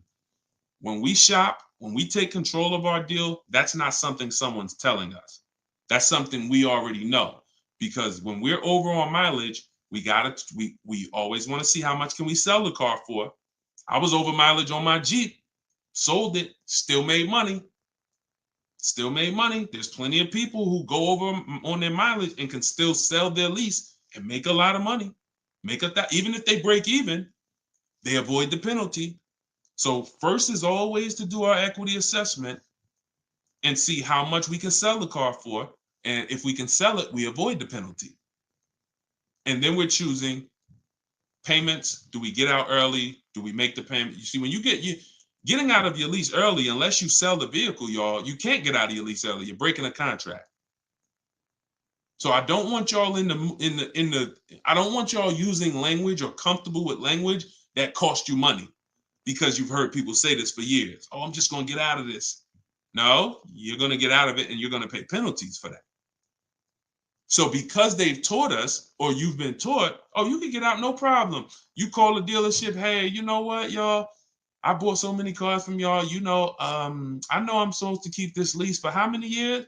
It's supposed to be 3 years, Mrs. Johnson. Okay, yeah, but I think I'm ready for something new already. All right, well, when can you come in, Miss Johnson? See, they're never going to say, just so you know, Miss Johnson, if you break the lease, the penalty is going to be, pretty significant, because you contracted for 3 years and now you're getting out. So we're going to have to roll over probably about $3,000 or $4,000 or $5,000 to your new lease.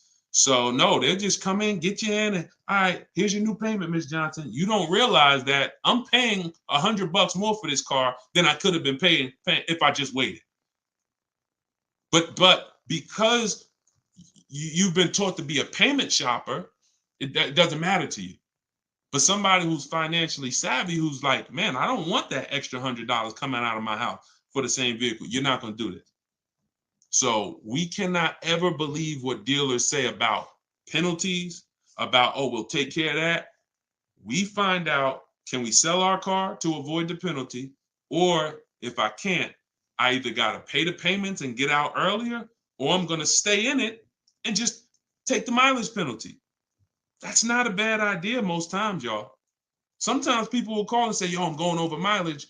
And I say, okay, well, based on how you're going over, you'll only be over by like 2,000 miles. That's only $500. Oh, I thought it was going to be more than that. Nah, you're going to be over by 2,000 miles. Just, wait till the end. And then when you get your new car, build that 500 into the deal, and that's it. Or just pay the $500. Because very rarely are people, oh, I was supposed to drive 36,000 and I'm doing 100. That's just, wait, something went wrong here. What the heck happened? I can see you were supposed to do 36 and you did 40. You're supposed to do 36,000 miles, you did even 45. Maybe you got a different job. But I mean, how we have to structure our leases right, so that if you know you're a high mileage driver and you take a 10,000 mile a year lease, shame on you. Like, we can't do that. We can't do that. Some people, oh, I'll just buy it at the end. You're killing yourself. You're killing yourself. The residual value, you're going to put a ridiculous amount of money on those, or a ridiculous amount of mileage on that car, and you're going to buy it in 3 years with 90,000 miles on it for the same buyout price that was estimated from your 10,000 mile a year lease. They estimated this buyout price is for a person who brings the car back with 30,000 miles on it. Here's the price. And then you bring it back with 90 and you pay the same price. Oh, I'm just going to buy it because I went over on the miles. No, killing yourself. You're realizing the loss. So again, this is why we want to be in your life. This is why I'm doing my best to be in your life so that you can avoid these things. Anybody who really wants to have somebody, like we're set up. We've been doing this for 3 years as far as a company, providing education. So, I mean, whether it's hundreds, thousands, dozens, we're set up to make sure that everybody who wants to protect themselves and get the best deals are able to do it. Paula, got my book. Phenomenal. Use it. Everybody that got the book, thank you. I appreciate you, brother. Thank you so much, Lord. I appreciate you. We're going to be doing these lives regularly. I think, this is the best format. I like to come and interact and really answer questions and really show y'all, why I want you to start treating cars, buying cars and leasing cars, getting cars like buying small houses.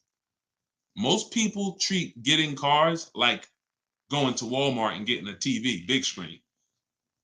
You come back home and you're like, man, it's like you get an itch, but you get an itch for a $30,000 decision or a $10,000 decision. When you start planning out your car purchases the way I'm going to show you, and you go in with a system and a strategy, the way that's taught in my book is 7 steps.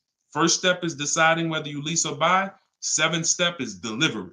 So by the time you get to step 7 in my book, by the time you get to step 7 of what I teach, you should be picking up your car or it should be being delivered to you. So it's not about learning and reading and then, okay, Deshone, I just read everything. I just learned everything. I just watched all the videos. Now I'm ready to go get my car. No, we're going to you learn by doing. And if I teach you a different way to shop, different things to do, by the time you get your car, you're going to be like, oh, I didn't need Deshone to tell me what to do step 1 through 7. I just needed him to tell me this is step 1, do that. And then when I'm done, I come back. Okay, Deshone, I did step 1. What's step 2? Here's step 2. Do this now. Okay, perfect. Let me go on these websites, do step 2. Perfect. Just did step 2, Deshone. Perfect. Here's step 3. Do this. And we found that has been able to guarantee success for so many people. And that's how they're able to get the same deals that I get. Like this is this lady right here, this young lady, like Taupe.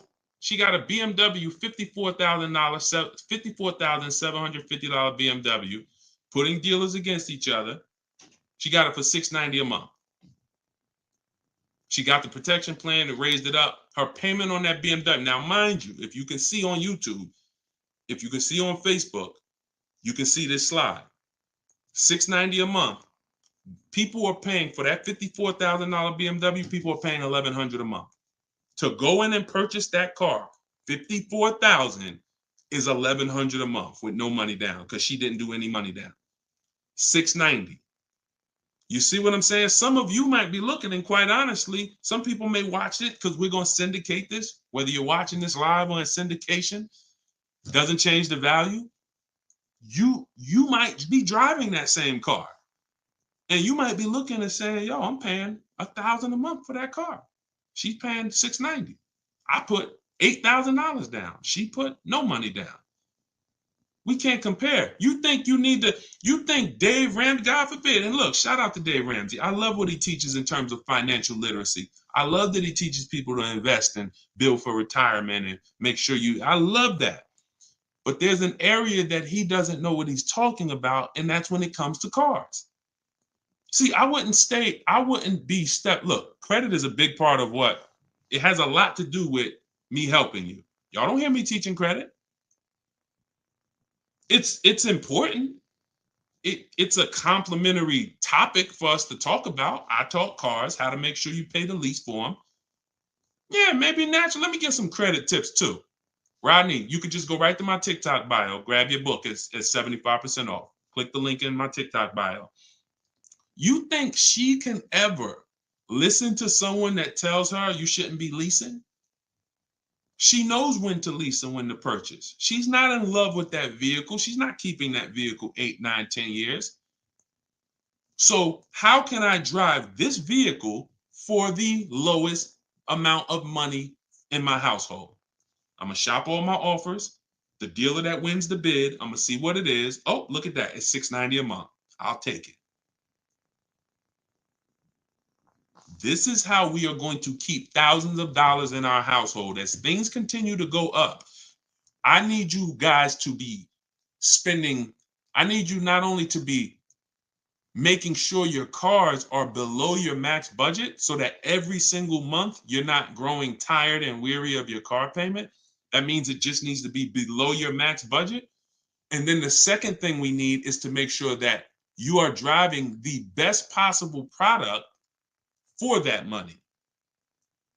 You could be below budget and look at what you're driving for the money, and you're like, yeah, I'm below budget, but could I have gotten a better car for this money? Could I have gotten more car for this money? And I'm here to tell you that when you understand leasing, you're going to see there's no comparison. $690 a month for a daggone $1,100 a month vehicle to purchase. So short term, less than 8 years, we always lease. We never purchase. Now, in another episode, when we start talking about, in another segment, we'll talk about overpriced leases because every lease is not equal. Y'all gonna learn. We can't, every lease deal, even when you learn to shop, you must learn to shop. You must, because some 80% of dealers are overpriced on their leases. 80% of dealers who gave Tope a quote, let me come back from this screen. 80% of dealers who gave a quote to this young lady, Tope, on her BMW, were a lot higher. Some of you even saw it on the video. It said it when she wrote it. It said, man, all these other offers were a lot higher. That's how it's supposed to be. So you can't go back and forth with one dealer. You must reveal the best dealer, the best offer through multiple offers. So that's what you do. And you do that whether you're leasing or purchasing. And when you start doing that, you'll understand. That's in the book. That's what I teach. Bids. One-to-one negotiation is dead. I want y'all to eliminate one-to-one from we never do it. Because you cannot do that with any other item and win. You can't do it with jewelry. You can't do it with groceries. You can't do it with televisions. You can't do it with houses. One-to-one negotiations, you lose every time. You must see multiple options, multiple offers, and then we pick the best one. And what you see is that's gonna be done with loans we get, cars we buy, and cars that we sell. We don't trade. So, all right, yeah, this has been great. I need her contact. I don't know what you, I guess y'all having a conversation. I didn't know what y'all needed contact-wise. All right, let's see. Is buying and selling a car a good hustle? I'm not really teaching people how to buy and sell cars because, there's,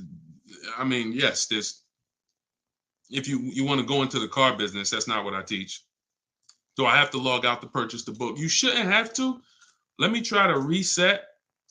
Let me know if it's still showing a $97 price or if everybody was able to get the 75% off price. Let us know. All right, I just reset it, so it should give you an opportunity to go back in there now and get your and get it at the 97% off. All right. Buy dealer loaner cars. It depends. Those can be great opportunities. But again, we still need something to compare it to, Tina. Tina on Facebook said, buy dealer loaner cars. Now, we will buy or lease a loaner car if it's a great offer. So when we reach out to dealers, you'll see in the book, I teach you to go to the website because I give you my scripts. I tell you what to say. Some of you could do it by phone if you want to call a dealership and try to get multiple offers, but I would only speak to a sales manager. And even then, you got to just make sure that you but only speak to a sales manager. But the point is, if they have a loaner car, it needs to be so much better than what I could get a brand new one for. So if, for instance, if the dealer that wins the bid is offering me $3,000 off on a brand new one, but a dealer with a loaner car is only offering me $3,000 off or $3,500 off, and it has 3,000 miles on it, I'm going to go with the brand new.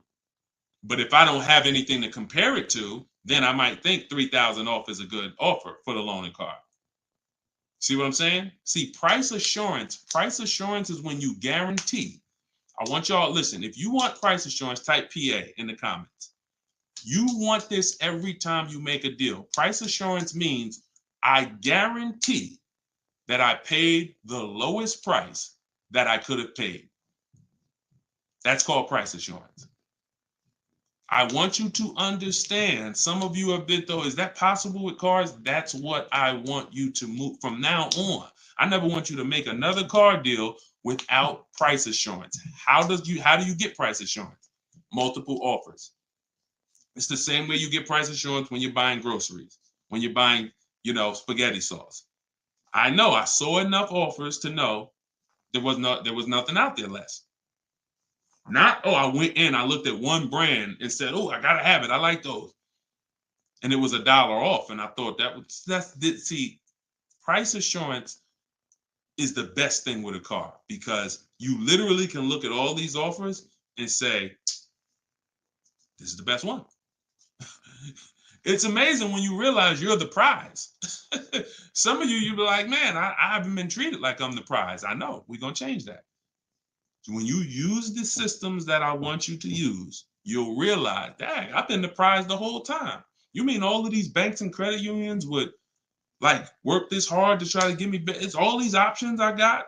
It seemed like before I really didn't know all my options. That's right. But when you now change the way you shop and you now move into a bidding mindset, everyone I'm going to do business with must win the bid. The bank, the credit union must win the bid. And then I'm going to give the dealers a chance to see if they can beat it. Now they bank's going to get a chance to bid. Very soon we'll talk about how to do that without affecting your credit. I want to show y'all this bank bidding war process. We have a specific way we shop for loans, credit unions, banks. We let dealers access our credit, and the way it shows as one inquiry when it comes to affecting our score. You must learn that, because when you see how much money is in the loans, you're gonna be mad. You're gonna be like, dang, I never shopped around the way I should have for my loan. I never shopped around. That's fine. No, there was no one to tell you. Now there is someone to tell you that if you have a $30,000 loan and the interest rate is 5.9, if you could have got 4.9, that'd have saved you $1,000. You get what I'm saying? If you have a $50,000 loan, 1 point on the interest rate, save you $2,000. So we must imagine if you could get 2 points lower, say you $4,000. So we are excited to try to get money off the car. We're going to be just as excited to make sure we're not giving that money in our loan. The banks are not loving us because we don't want the banks to like us. We want the banks to say, man, we barely making any money on this loan, but we'll take it. You don't want the bank to say, every time they need a loan, they just come right to us. They love us. Give them 5.9. They don't ask no question. Give them 6.29. Give them 7.2. Whatever. They're not gonna shop. No, we don't want that. So, all right, y'all. So I will be back for another segment. These are the things we're gonna continue to do. We'll be live on all 4 platforms. We look to partner with more platforms in the future. So if there's a platform that y'all think we should be on streaming, let us know. Right now, we are, Facebook, Instagram, TikTok, and YouTube. So it's been great. We had probably, consistently 400 or 500 people on here.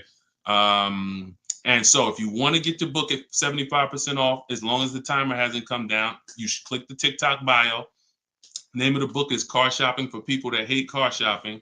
If you Google it, you'll see it's already rated 4.94 on Goodreads. We have 31 reviews. So we're on our way to being a 5-star bestseller. And it's really the people using it.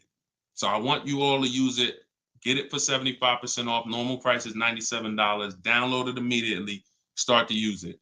If you're on YouTube or Facebook, you can scan the QR code and get your copy, or go to Deshone's book. Yes, Mandy. Facebook is the same handle, Deshone the Auto Advisor, on every channel, whether it's YouTube, Facebook, Instagram. It's always Deshone the Auto Advisor. So we'll be back to answer more questions. We'll be talking more about leasing, but we'll be talking more about deal structure, shopping, how to check and make sure cars are reliable. There's a lot of cars going out here with bad reliability ratings, bad longevity ratings. So they are not the cars that we need to be buying for keepers.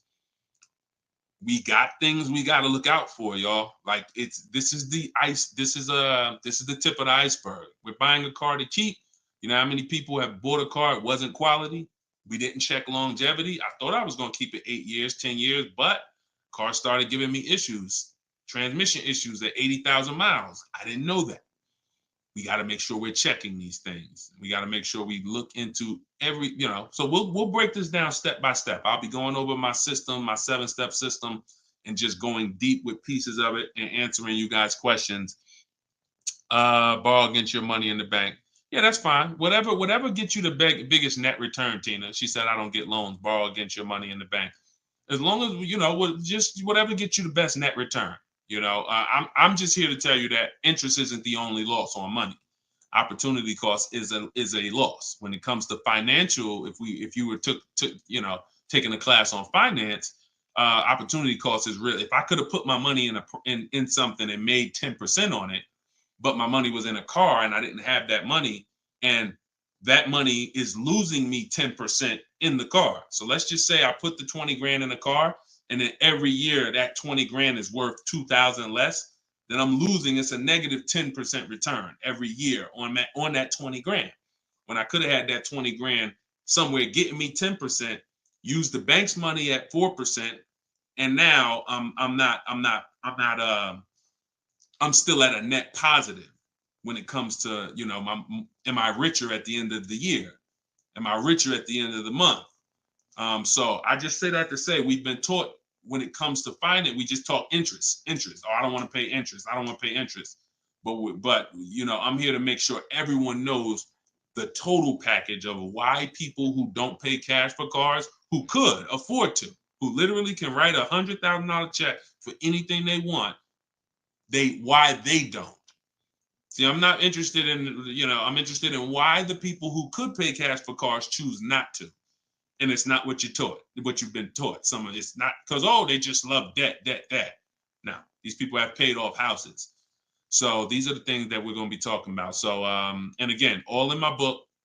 If you want it all in one place, grab your copy. But yeah, this was a great segment. We will certainly be back. Always a pleasure.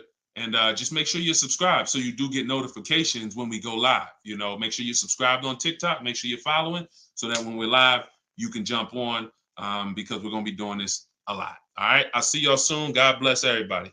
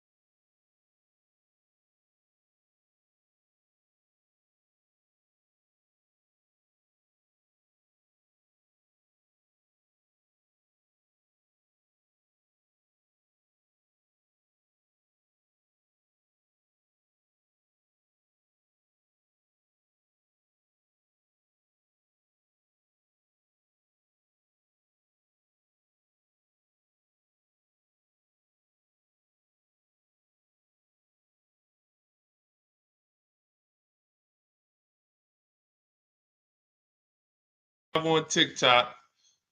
All right. This is our first time going for everybody. So I think we're hold on, let me hit Instagram.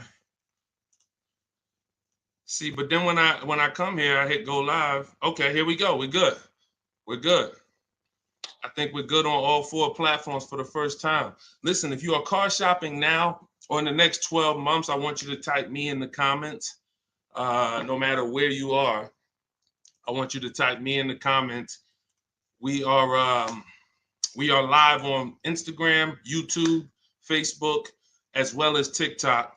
Good to see you, Colette. Good to see you, Andrew. After you come in, we haven't done this in a while because I'm just getting back into going live. But if you've been with us for a little bit, you know we do a roll call. Where are you checking in at? Good morning, good afternoon, good evening, depending on what time. I see you, South Carolina. Okay. As you come in, if you're on TikTok, could you hit the like button and just, let TikTok know that we're going to be spending some time here. We're going to be talking about some serious money as you come in. If you could like the broadcast, if you're into financial literacy, this is the Auto Advisors. Like this, the name of this segment here is the Auto Advisors. We're going to be doing car Q&A. If you don't know me, this may be your first time seeing me. My name is Deshone. I'm publicly known as Deshone the Auto Advisor. I spent 14 years in the car business before I left in 2020 to focus on teaching people. I see we got Jacksonville, Florida. We got Houston. Okay. We got a couple hundred people on already between all the platforms. We have Philly in the house. I see you. As you come in, just get your questions ready. What I'm going to be doing is going over various topics and doing lots of Q&A.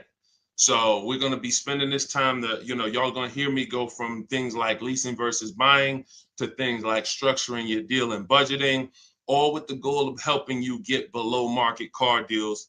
So as you come in, if you could tag somebody, I promise you, here's what's going to happen.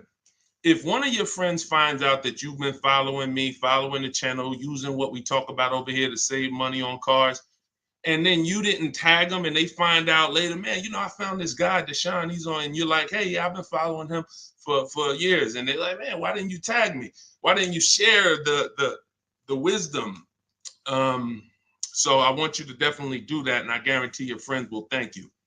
So as we come in, let's get ready for Q&A.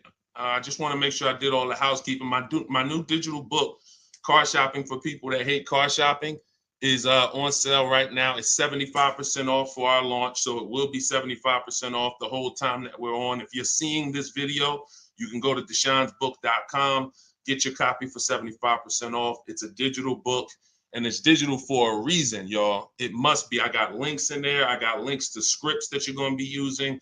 I don't want you guys having unpredictable car buying experiences. I want to see you having very predictable, controlled experiences.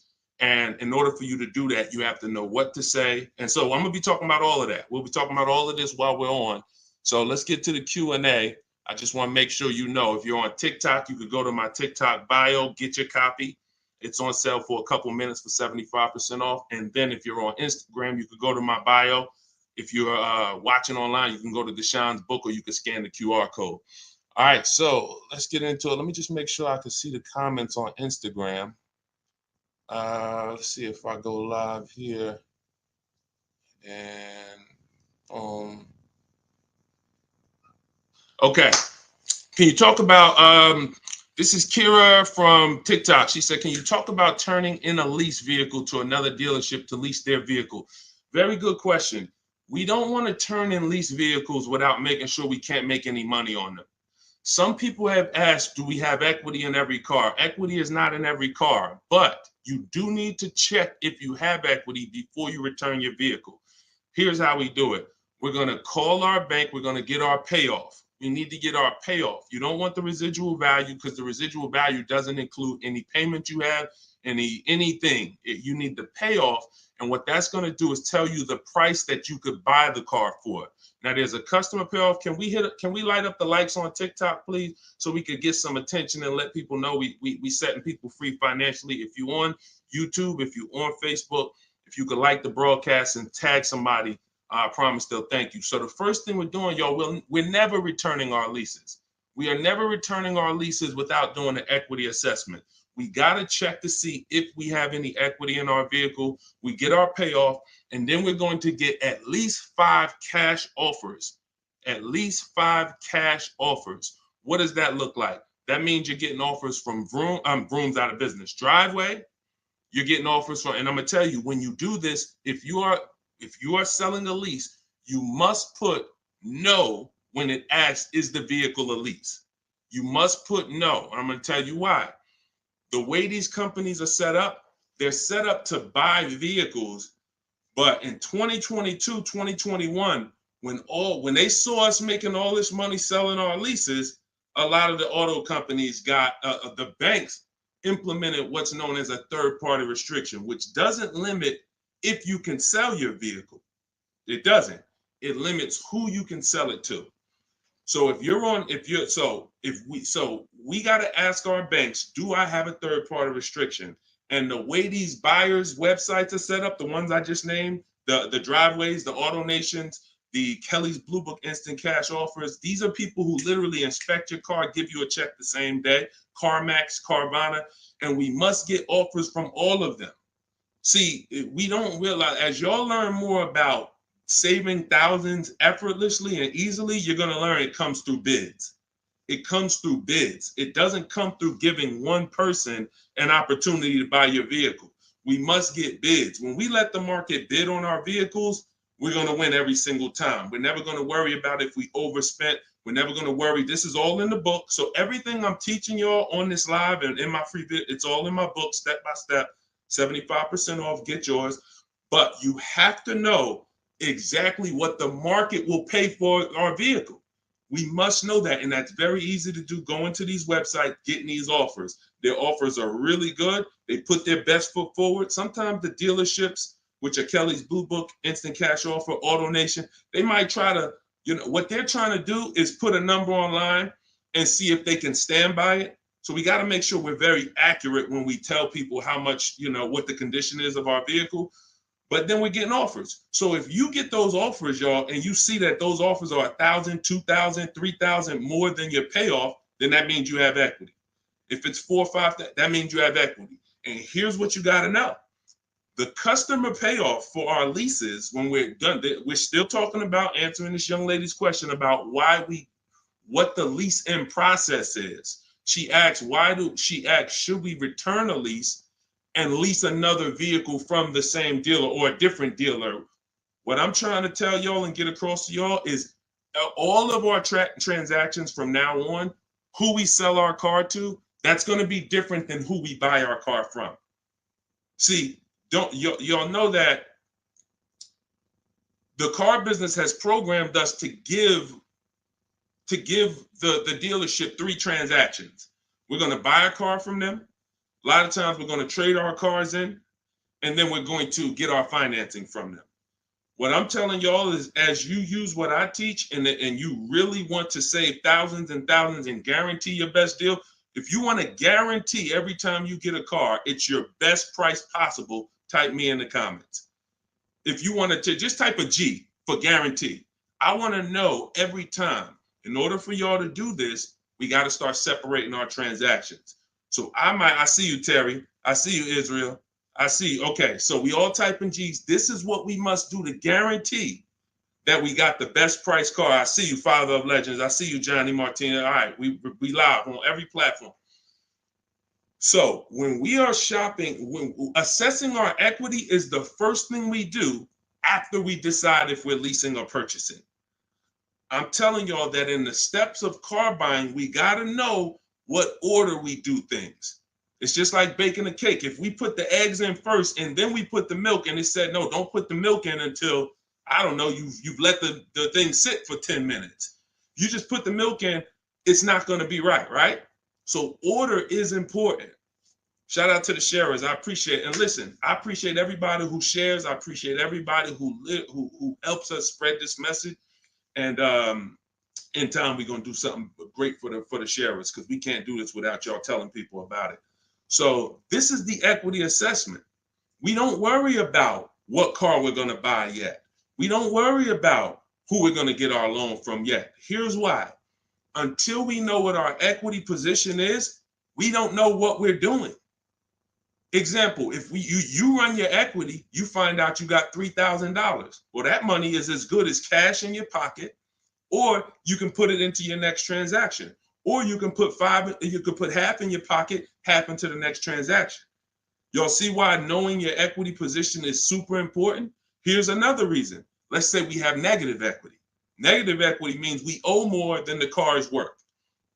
In my book, I talk about, and you'll hear me talk about it in my free videos, there's only 3 things you can do with negative equity.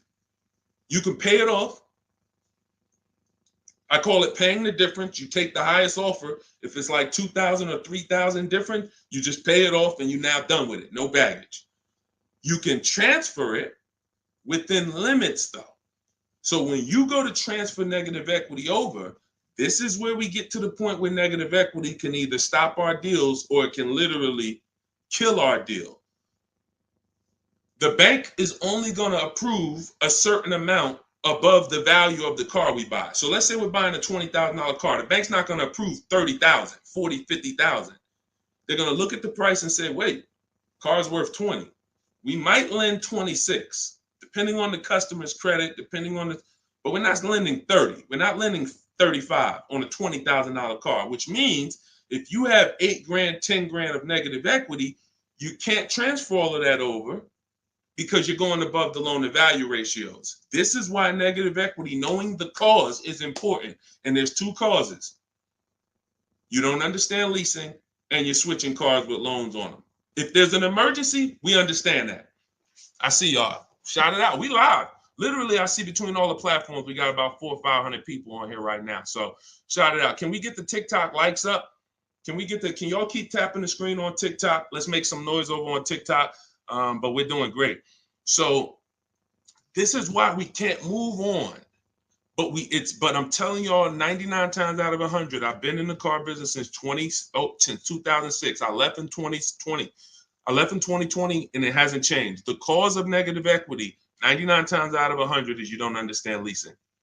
You buy cars, you're not keeping them long enough to pay them off and win with the depreciation. It's not just paying off the car. Some people say, oh, Deshone, I pay off my cars in 2-3 years. But your car's depreciated value is what you need to try to avoid. You need to try to avoid taking depreciation hits. And what y'all going to learn more from me is the 8-year rule.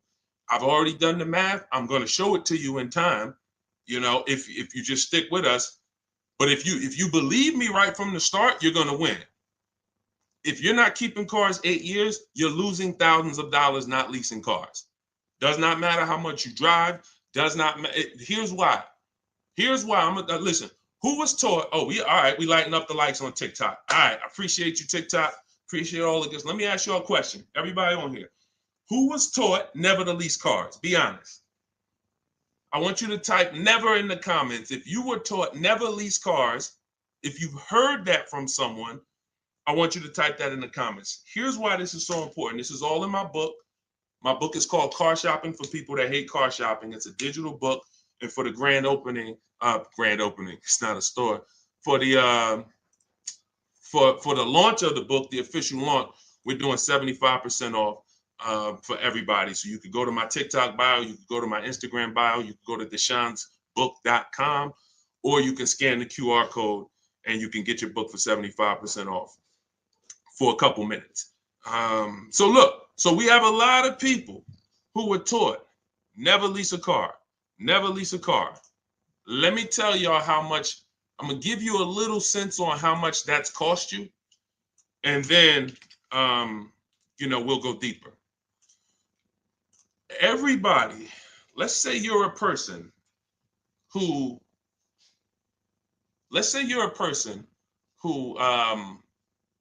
keeps their cars until the wheels fall off. We call those cars keepers. If your next car is going to be a keeper, type K. That means I'm going to keep this thing until the wheels fall off. I'm going to keep this thing 8 years minimum, 10, 12, 15. That's what I do. I see you, Abby. Now, the benefit about buying a car and keeping 8+ years is you get to outlive all the depreciation. Your car loses X% of value the day you get it. And whether you drive it or not, if somebody came and parked a car outside your house right now and said, "Hey, this car is worth $30,000. It's yours." Now you say, "I don't drive. I already got a car. I don't need it." You come out a year later, is that car worth $30,000? You didn't drive it. See, this is your first. You didn't put a mile on it. You didn't touch it. It just stayed out there. It was worth 30 when they dropped it off. Is it worth 30 today? A year later? Exactly. Here's what I'm telling y'all. That's the first deep lesson on depreciation. See, if you get that, now you're getting the clue of why leasing is not about how much you drive. People who say, "Oh, I like to drive as much as I want to, so I buy my cars because I don't want to pay for the mileage." Here's the revelation. You pay for the usage of the car whether you use it or not, whether you drive it or not. It's going down. The more usage you put on it, the faster it goes down. So leasing is not a matter of how much I drive. Leasing is, if I get a great lease deal, we're going to talk about that. All lease deals aren't created equal. And these commercials we see that say, "Hey, 3,000 down, 8," these are not lease deals. I'm going to show y'all some lease deals over, I'll actually probably show y'all one in the next couple minutes. Great lease deals are not advertised. They're made in secret. No one really knows about them. The great lease deals are not advertised. Great deals are not advertised.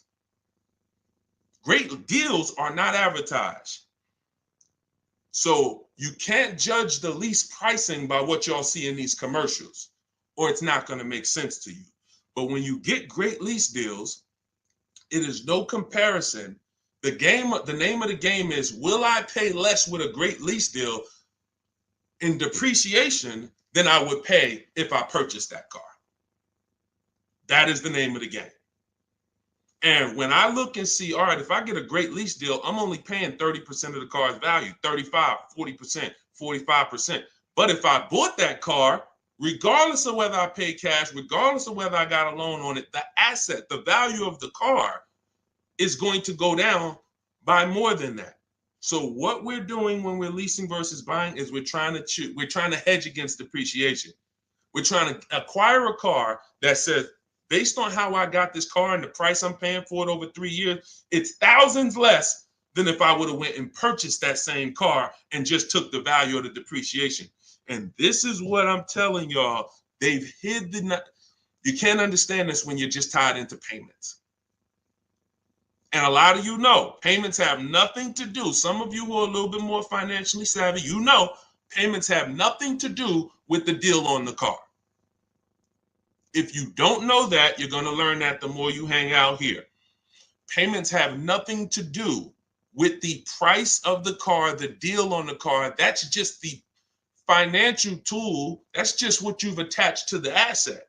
If you go and you overpay $10,000 for the car, doesn't matter if you got a loan on it. Doesn't matter if you did no money down. You overpaid by $10,000 for the car itself.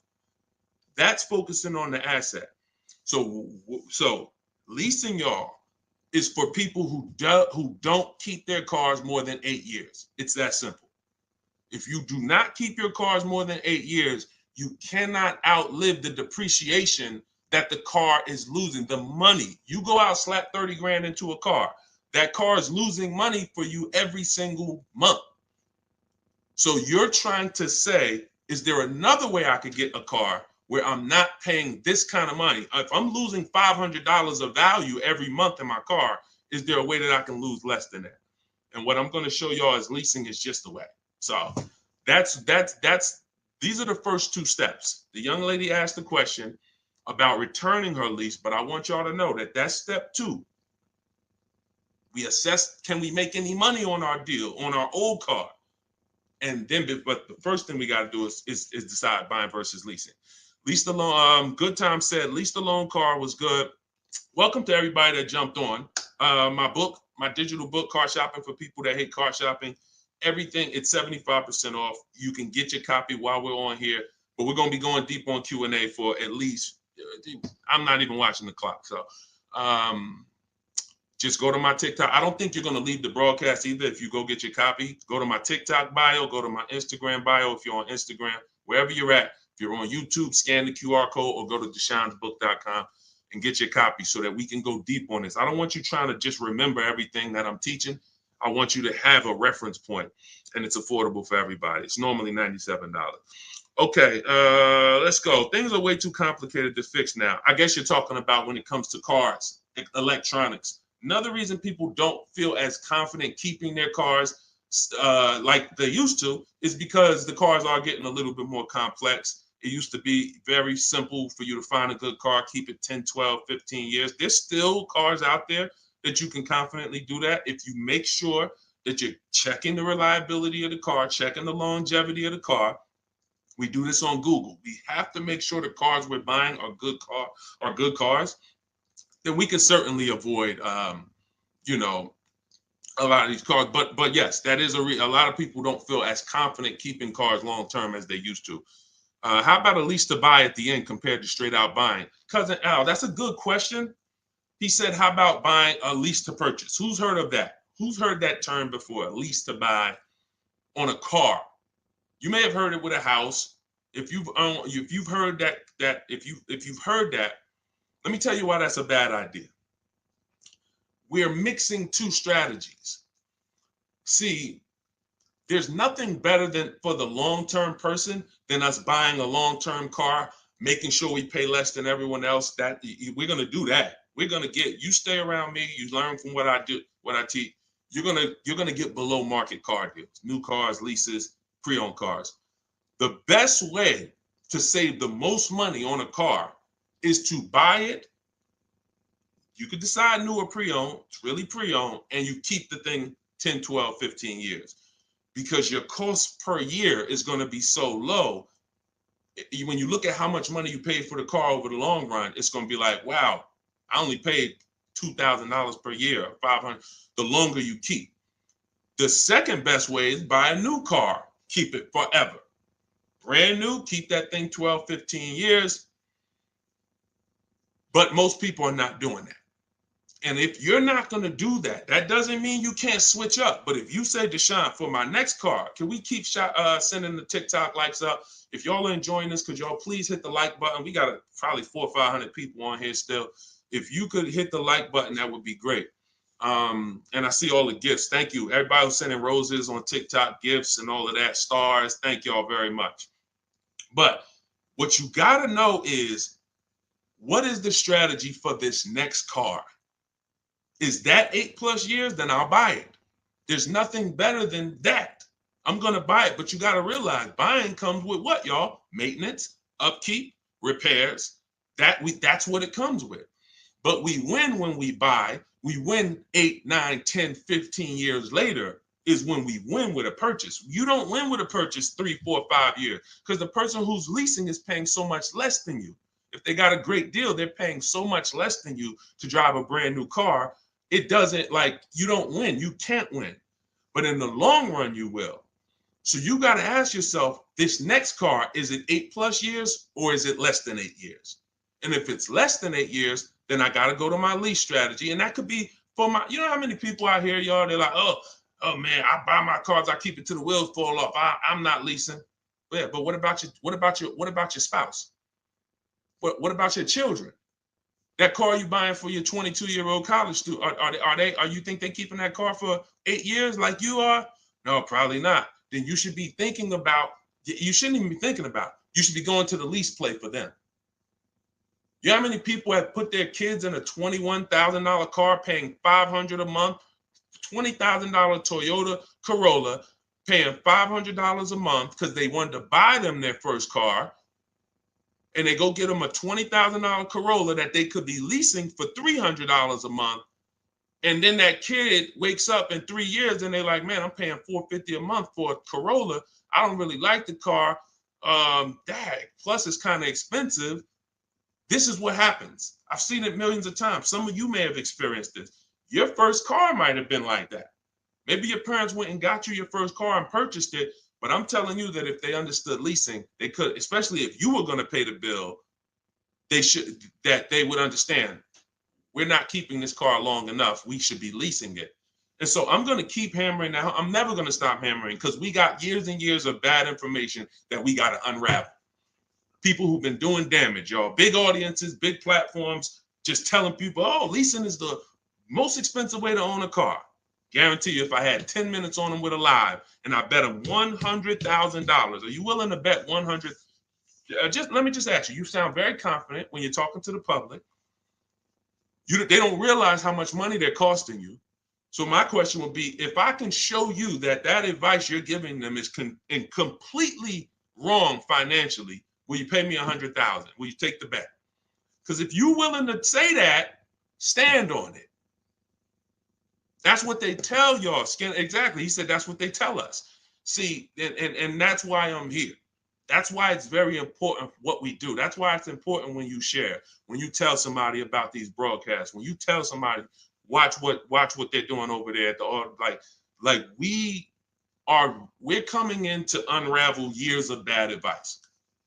And a big part of that is leasing. Not the only part, but a big part of that is leasing. But you cannot all lease deals aren't created equal, y'all. Lease deals are when we shop for lease deals, you must get bids. And I'm telling y'all, you must get bids for everything. We'll talk more about that as we continue to go on. All right, let's get to some more questions. Why are taxes added to a buyout when they're already included in the paid? Somebody said, Christina on TikTok said, why is taxes added to the lease buyout price when it's already included in the monthly payment? Well, it's only included in the payment for the portion of the car you're leasing. So when you're paying for, your 30-40% of the car, 50%, the better lease deal you got, the lower percentage of the car you're paying towards over 3 years.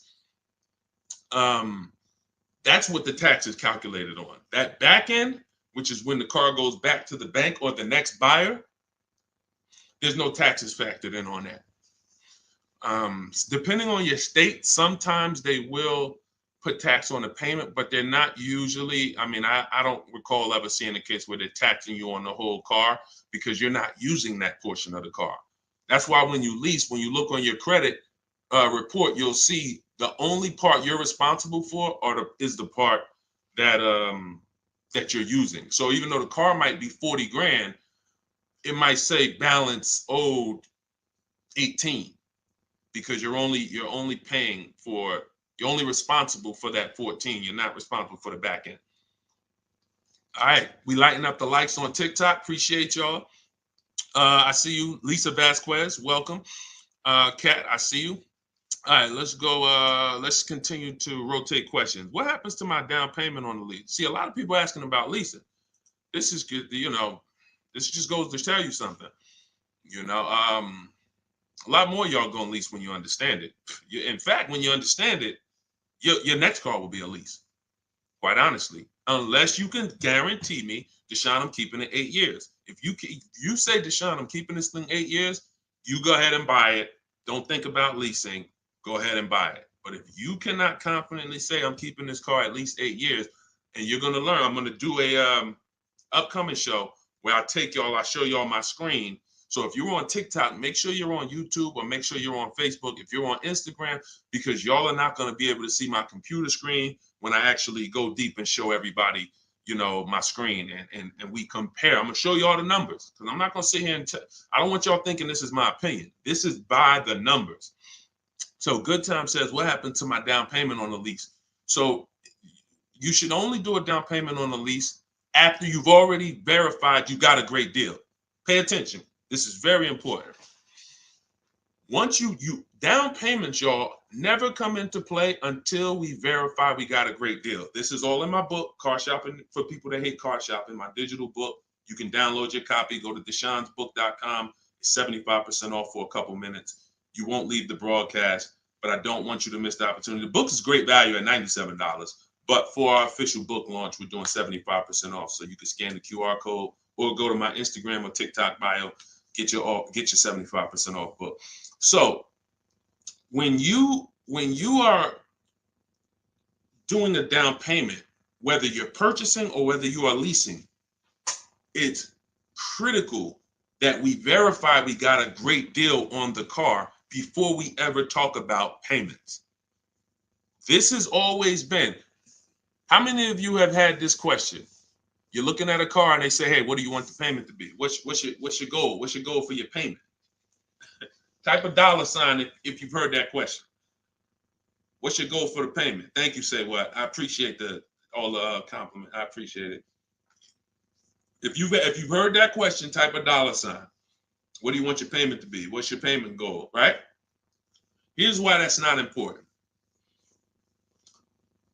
And here's why you never feed into that. If you feed into that, you run the risk of focusing on the payment structure and not the price of the car. You also run the risk of focusing on the payment structure and not shopping for your own interest rate and letting banks bid on your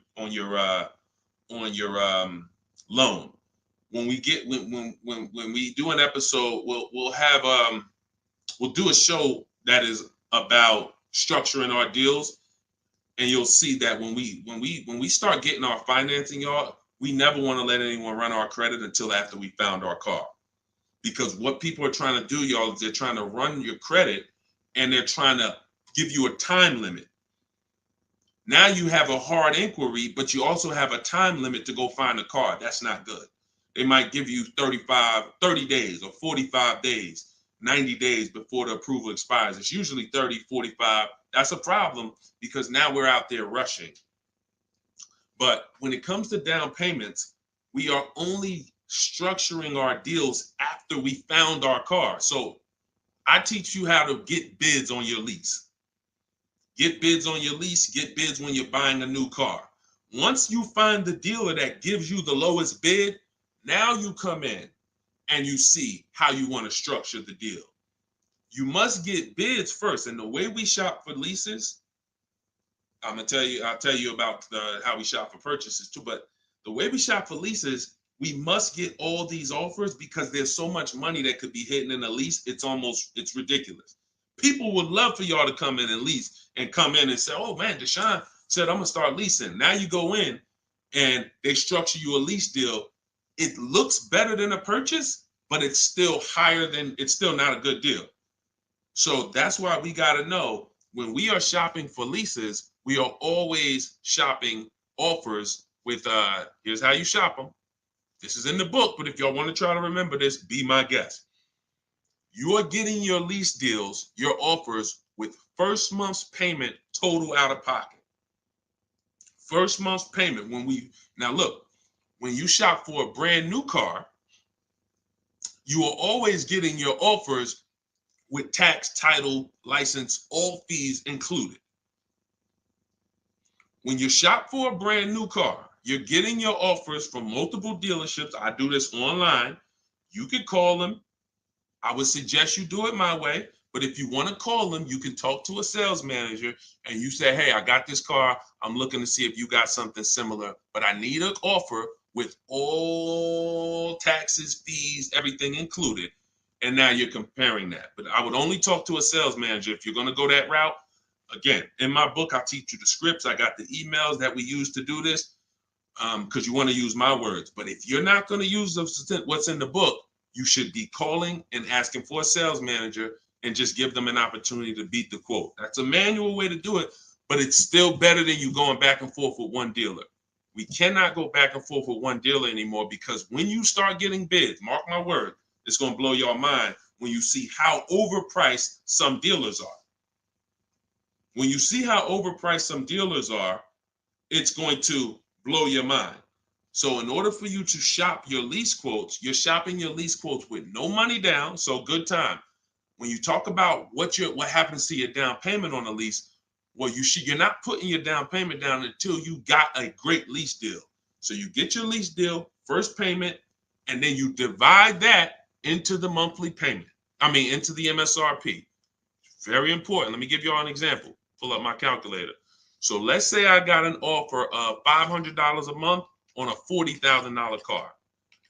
That's what's called a 1.25% lease. You take the monthly payment and you divide it into the MSRP. That gives you a percentage. The lower percentage, the better the deal. And this originated from some of who's heard me mention the 1.5% rule for bad lease deals. Type me if you've heard that. No, you don't have to tell them you're pre-qualified before you go. It's not even a question. We're just shopping for the price of a car. So you've heard, okay. Okay.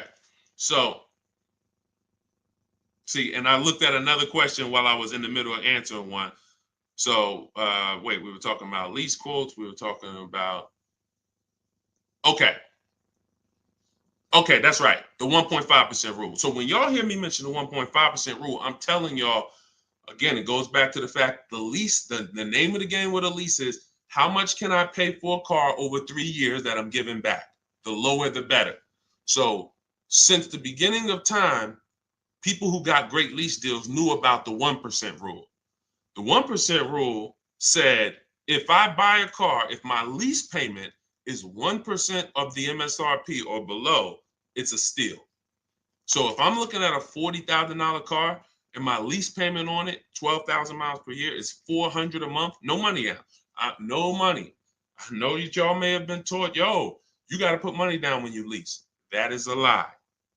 I'm going to be peeling back a lot of lies, a lot of misconceptions, a lot of bad belief systems that we've picked up, and we're going to tear those down. So money down with a lease is absolutely not a requirement.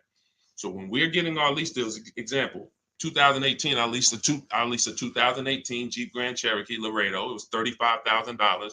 I gave them $330 a month, and I drove off. That was my payment. 39-month lease. We'll talk about in the future. We don't do 4-year leases. We'll talk about that in the future. But that's the 1% rule. 1%. Now look at that. Think about value, y'all. You drive off the lot in a brand new $35,000 car, and you're paying $330 a month. That's under 1%. So these are steals. I call these steals. You ever see a lease deal like that? It's not a deal. It's a steal. Now, in order to get that type of deal, you need a great lease program. So we can't.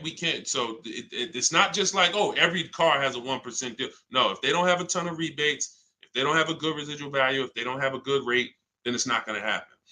But in the long run, we can't control that. All we can control is how we're going to shop. And the way we shop is get your first month's payment. Is you tell every dealer, give me a quote with first month's payment, and put all the taxes and all the fees into the monthly payment. And then you let me know what that is. And you have to know the MSRP, because you divide that monthly payment into the MSRP, and that's going to tell you the percentage. If you see 1.35, 1.45, 1, these are good deals, really good deals. We still need to compare, because I got people who are getting, look, if we don't compare, you could be in trouble. You don't want to just take a deal. There are people who think, oh, I thought a 1.25 was a great deal, and then I end up getting 1.1. You know, so we can't ever assume what's a great deal. We just have to know what a bad deal is. That's over 1.5%. They got me on one of my last leads. Listen, good time. Don't feel bad, man. It is something a lot of people are going to discover the more you work with me, that you have overpaid. But there's been no one to tell you. So there's been no one to tell you. So 1% still, 1% 5 is the max. Exactly, K-Dub. That's the exact formula and ratios we use for measuring great lease deals. 1% or lower is a steal. Between 1% and 1.5 is a deal. That's great value compared to purchasing. So when someone drives off the lot with a great value lease, 1.25, anything under 1.5, they're paying less than someone who purchased. They're paying less than someone who purchased. Once you get above 1.5, you're now going close to spending the same amount as the person who bought the vehicle, which we don't want, which we can't do. We eliminate the benefits of leasing. And some lease programs y'all are going to see are bad. You shop multiple offers and the lease programs are bad. We can't get those leases. I will never co-sign, because leasing is a value play. I will never co-sign you getting a car because you like the car a lot and overpaying for a lease, because the lease program is bad. Sometimes, I want a Range Rover Velar. The lease program is bad. All right, well, I'm going to go get a Genesis GV870, And then, you know, maybe in 3 years, the Range Rover lease program will be good. But right now, I'm not going to do it because no one loves a car that they're leasing. You always just like it. If you're leasing, you're switching cars every 3 years. You don't love anything. When you love a car, you buy it, you keep the thing 10 years. That's love. But typically, a person who's not keeping their car long term, you get, you know, you 3 years, you're like, okay, I could get another car. 5 years, you know, people who buy cars to keep, they don't think like that. Like, they ain't even looking for a reason to get rid of it until, you know, transmission goes out. And then I always joke because as a keeper, what do you do when the transmission goes out? If anybody on here has bought their cars and kept them till the wheels fall off, when the transmission goes out, what do you do? What do you do? See, you're not a keeper. You're not buying a car to be a keeper. That transmission go out, you ready to get rid of it. You ready to get rid of it. Look, a lot of people are like, no, I go fix it. I go get another transmission. Exactly. All right. All right, let's keep the questions moving. Welcome to the people who just jumped on. Happy to have you. If you're enjoying the broadcast, could you please make sure you are subscribed to us on YouTube? That's where we're going to be able to share really when we get into, which is coming very soon, I'm going to be sharing visuals for y'all to see. Just sharing a variety of things, websites that we use, things you want to stay away from, website, like all in my book. But in time, you're going to want to see it on YouTube because you might not be able to see it on Instagram or TikTok. What's the MSRP equivalent for used cars? F Broncos asked. Here's what who's purchased a used car? Type a U. If you purchased a used car before, type a U. Type a U if you've purchased a used car before. Okay, I see Al Boogie, I see FL Bronco, I see Amore, I see Justine. Okay, every platform. Ebony Eyes. Okay, Larica. All right, I'm gonna give y'all the biggest. This is gonna be major, y'all. And you're gonna see like, wow, how the heck could we even know we're getting a good used car deal without knowing this? Tell y'all how important it is to have the original MSRP of the car you're purchasing. So I have a 2020 Infiniti QX 60 truck. I bought it a year ago. It was 3 years old. Now I saved 42% off the price when it was brand new. Here's why it's important. We don't know when we're shopping on these used car websites. I call them marketplaces. Y'all are going to see in my book, if you do get my book, or even in my videos, you'll hear me talk about the multiple marketplace strategy where we're on these used car marketplaces. We got to be on all of them. But here's what they try to sell you on, because it's based on who's paying them. They're trying to sell you on market value. The true way to buy a pre-owned car, after you check to make sure it's a good one, but I'm talking about how do we know we got a great price on it? We must know how much it was brand new. We must know how much the car was brand new. Give you an example. I was looking at this Infiniti truck. I had narrowed it down to my top 3 or 4. I think I narrowed it down to my top 4. Now they're all white. They all look similar. They're all in similar price points. How do we choose? This is where we usually are stuck. And this is where we usually make a bad decision. I'm going to tell you why. I get the MSRP of these cars. By the way, my special strategy for getting the MSRP, one of them is to go to the dealer's website.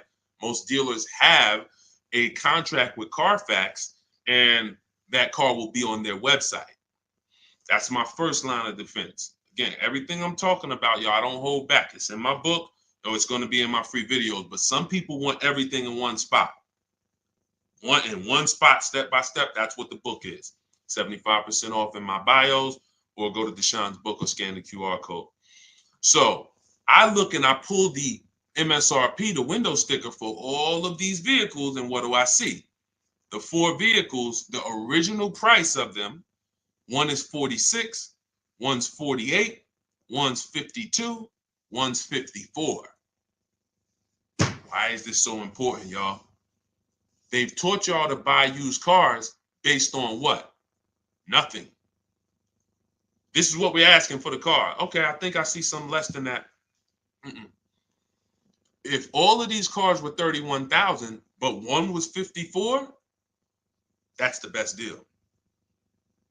In fact, none of those other deals are even close. That car right there has more packages in it, more equipment in it, special features in it. Those other cars don't. So the percentage of the discount that I'm getting off the car is higher here. Does not matter what the dealer's asking for the car. See, we've been taught you go and you focus on trying to get the dealer's price down. That is true in some cases. But what's more important is I need to know, based on what the dealer's asking for the car, how much off MSRP, original MSRP, am I actually saving? Is it 30%? Is it 40%? Because I might look at this car here and yeah, they might be asking $1,000 less for it, but the original equipment in that car is $5,000 less equipment. This is why it's very important. It's critical. I would not buy a used car, and I would never recommend you buy a used car without seeing the original MSRP, so you know, one, what's in the car, what features it has, but more importantly, I cannot determine who saved me the most money. I can't determine who gave me my best deal without knowing what the car was originally priced at from the day it came into the country. And y'all, unfortunately, and I hope it's nobody on here, but unfortunately, we probably do have it where during the pandemic, people were paying 90, 95, 100% of value for used cars. When I mean a Toyota Camry that brand new was 30, they were paying 29 for it, and it was 3 years old. See, I call this true value percentage, TVP. Y'all are going to hear this. We call this true value percentage. We can't look at a used car. See, once we see, wait a minute, based on the new price, the car when it was new, you charging me 95% of the car's value, and it's 3 years old. Once we start looking at true value percentage, car was brand new 30, you asking 25. Okay, you knocking this percentage off. This is how we make sure. Now look, that doesn't help us get quality cars. That doesn't help us stay within our budget. We'll talk about that in the next hour. Because what I'm going to be doing is I'll be doing these shows throughout the day in hour segments. So what you'll see is every time I come, we'll do if there's something that we want to tie up, we'll try to do it in both hours. Again, it's very tough to go over all things and then do Q&A and just get it done in a couple minutes. So some things may continue to the next hour, but once y'all get this, it doesn't change. So although, some of this might be brand new to you. I'm sure it is for a lot of you, having a system for how you shop, boundaries. But once you see how this thing works, it doesn't change. That's why I could write a book. That's why I have a library of videos that are step-by-step. The step-by-step version of my book is the Cars from Home video library, because I know we're so ahead. The car business is so old. I don't have to worry about this changing in the next year, 2 years. If anything, like Vroom went out of business, we adjust that. I might adjust that one section because Vroom's not in business anymore. But the way we teach you to purchase cars to guarantee you pay less than everyone else, to guarantee you save the most money on your loan, to guarantee you get the most money for your old cars, that's not going to change because we are just too far ahead of what the car business is doing. Welcome. Blessed said, I'm new here, been watching your shorts. Great job, homie. Good looking out. Appreciate you, man. Thank you so much. If you're not subscribed yet on YouTube, could you make sure you subscribe? Everybody who's on any other platform, if you could subscribe to us on YouTube, that's where we'll be, able to put a lot of our widescreen stuff so y'all can see. We're gonna teach, but what y'all gonna see, even in the book, it's not teaching and then you're trying to memorize it. It's just shop different, When you shop different, you'll see, oh, this is a better way to shop. And then you're going to learn by doing. It ain't learning by memorizing. Hey, thank you, Sonny. Said, just purchased my ebook. Thanks for sharing. My pleasure. Everybody could get it for 75% off in my TikTok bio or my Instagram bio, or you could go to deshonesbook.com or scan the QR code, no matter where you're at. Let's see. I'm new here, but hold on. I got that. Hold on. Let's go. I still can't see the questions on Instagram. For some reason, I can't see the questions on Instagram. We got to figure that out. Now, here's what I will say. If you stay on long enough, somebody's going to ask you a question, because a lot of you, it's going to surprise you, but I know it. We've been working with people long enough to know a lot of you have the same situation, literally. So you stay on, even if you don't, your question doesn't get answered, you'll hear somebody that's, oh, that's the exact same situation that I'm in. Josie said, I really need help. I'm interested in buying a 2001 H1 with 70,000 miles, 75,000. Should I go for a 40,000 of 50K? I don't really understand that. I really need help. I'm interested in buying a 2001 H1 with 75,000. Should I go for 40 or 50K? So I'm guessing you're saying I'm buying a 2001 Hummer with 75,000 miles. Or either is that asking price is 75,000? Should I go for 40 or 50K? No, we go for whoever wins the bid.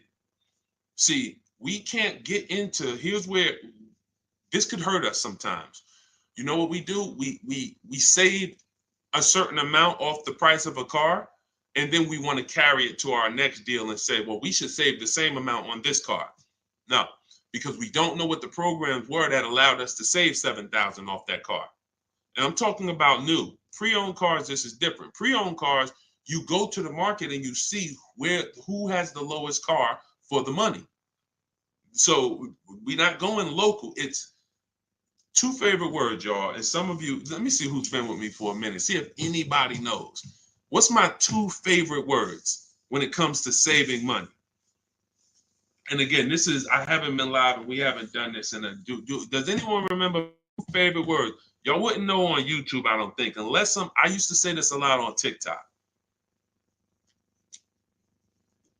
Oh, Alicia said they got kicked out of Instagram. Okay, so come on over to TikTok. All right, it still says we got a lot of people on Instagram, but that's good to know. Okay, we'll check that out. Does anybody remember my two favorite? All right, anyway, I'm gonna tell y'all, and now y'all will know this going forward. And I want these to be your two favorite words: multiple offers. Multiple offers. Very important. When I tell you, when you make multiple offers your two favorite words, you are going to save so much money. It's crazy. So I'm not buying something and there's only one of them out there. I don't have anything to compare it to. That'd be like me walking into the grocery store and I want chips. I really want some barbecue chips. And I go into the aisle and it's only one brand of barbecue chips. Wise Barbecue is the whole store. Now, I don't know if they're charging me a good price because I don't have anything to compare it to. They might say, oh, bag of chips, $4.99. Is that good or not? Well, we don't know. But when I see all the other options, same thing with spaghetti sauce. I need to see all the options. Same thing if some of y'all were buying a TV. If you had to buy a TV right now, if you had to buy a daggone 100-inch TV, are you worried about overpaying for it in this day and age? No, because you know, man, I'm going to go to Amazon, I'm going to go to Best Buy, I'm going to go on this Walmart.com, and by the time I see some options and see what they pricing at, I'm going to be able to choose the best one in 10, 15, 20 minutes, right? That's what comes through. That's price confidence. That's called price confidence. And the only way to have price confidence, to eliminate that feeling of, oh, did I overpay? You think I paid too much for this? Is to learn multiple offers, multiple options. So what you should be doing, Josie, is looking at so many H1s, wherever they are, that I know I'm not going to overpay because I see them all. I see where the price, and I'm gonna teach y'all, this is in the book, and I'll teach y'all in my video. We set up accounts when we're shopping for a new car, because once we know where the prices are, we want to be alerted every new car that pops up, every single used car that pops up, you want to get alert on it. You want that thing coming to your email the minute they post it, because everybody else is not going to be able to move on it because it's too fast. They need time. They need to, oh, let me see it. Okay. But if you know the used car market, like I'm going to teach you, if you know the low prices on this car is 40, the high prices is 55. Soon as that one pops up at 41, you don't have to hesitate. Speed is what gets people deals a lot of times, y'all. I've sat in front of people and I'm literally offering them, and this is back when I was in the dealership, and I'm literally offering them, like, the dealership is making no money. That's how good of a deal it is. And I'm like, listen, miss, like, I'm just telling you, we're making no money. We gave you everything. But they didn't take it. And I'm gonna tell you why. I can't blame them. They didn't have enough other offers to feel confident that what I was giving them was the best. That's the problem. So in order to have price guarantee, price assurance, for us to know that we are paying less than everyone else, we have to see multiple offers. And then in order for us to guarantee that we have not, that's just what it is. Price assurance comes through multiple offers. And then we have to get a quality vehicle. Okay. So all of this I will teach. It's hard to get, maybe like a lot coming at you at once. That's why I would love for you to get the book, Car Shopping for People That Hate Car Shopping, so you could dig into it, so you can see that everything that I teach is methodical. I don't want you trying to remember this. Get the book, take your 75% off for the launch of the book, and then dig in and you'll see, wow, he has this thing set up in systems so that I don't have to be trying to remember what to do. I don't want y'all trying to remember what to do when you're out here shopping for your car. I want you to have a roadmap, a blueprint, and that's what 7 Steps to Saving Time, Money, and Avoiding Dealerships is. Thank you, Curtis. Appreciate it. 10-4. Oh, 10-4. Thank you for the guidance. It's a rare vehicle. If it's a rare vehicle, that's fine, but you don't want to overpay for a rare vehicle. You need to see enough of them to know that you're not overpaying. You don't want to sit there. You know how many people got a rare house? Your value's down. You know, I got a rare house. So if the value is going to be down, think about it. If it's rare buying, then it's rare selling too, which means your market, when you go to sell it, if you go to sell it one day, it's not going to be huge. That's not a car you can sell in 24 hours unless you just want to blow it out price-wise. But in order for you to make sure you don't lose, you got to make sure you buy right. You can't overspend by 10, 15 grand. So just make sure any H1 in this country, you know the price of it. That's all. If I see one over, it could be all the way over on the other side of the country. If I see the price, then I know what the market is.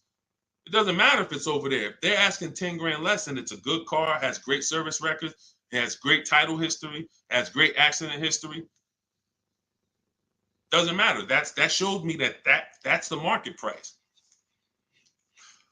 All right. Thank you, Josie. I'm glad. Enjoy it. You're going to be able to get to any car you want. And you have so many strategies in there for later. If you're buying a used car now, it's in there. If you're going to be leasing, it's in there. If you're going to be buying, you're going to know, all right, man, I want to get a lease for my spouse. Or, hey, you know what? I'm going to get a lease for my kid. Or you just might buy everything. But sometimes you might want to buy brand new. Sometimes you want to buy pre-owned. It's all in there. Different strategies for how you get to below market deals on each one. Uncle John said, who currently has the best lease program? It's no way to tell. Unfortunately, there's no way to tell. You cannot shop. That's the bad part.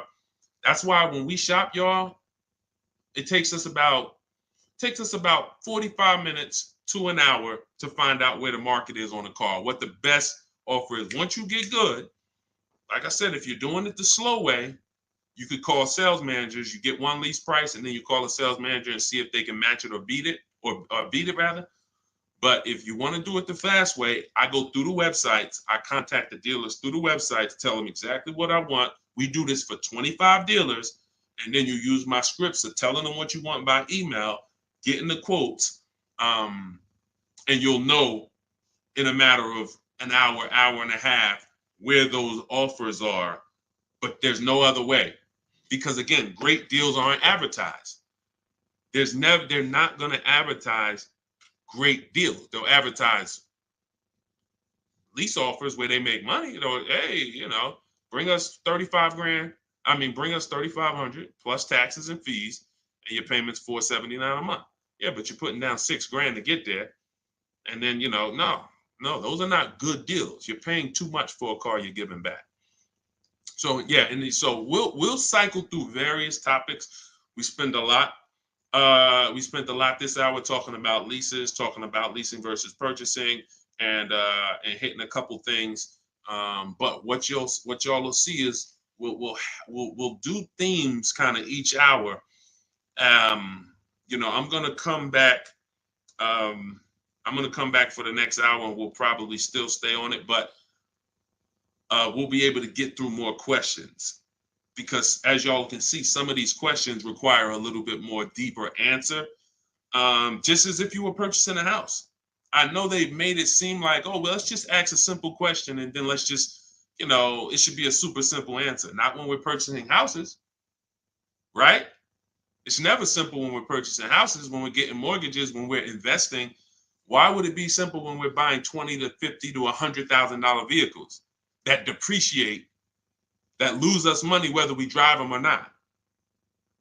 That's danger. You got a real lesson on the dangers of depreciation in this hour. Like, ridiculous. You drive a car, buy it, park it outside, come back in a year. Car's worth thousands less. You never drove it, never got behind the wheel one time. So when you have that type of product and you're coming into your household, it can drain you of money if you don't structure your deal in a way where you've minimized your losses. The name of the game is to minimize the amount you're losing on these cars. Cars are depreciating assets. You can't make money on them.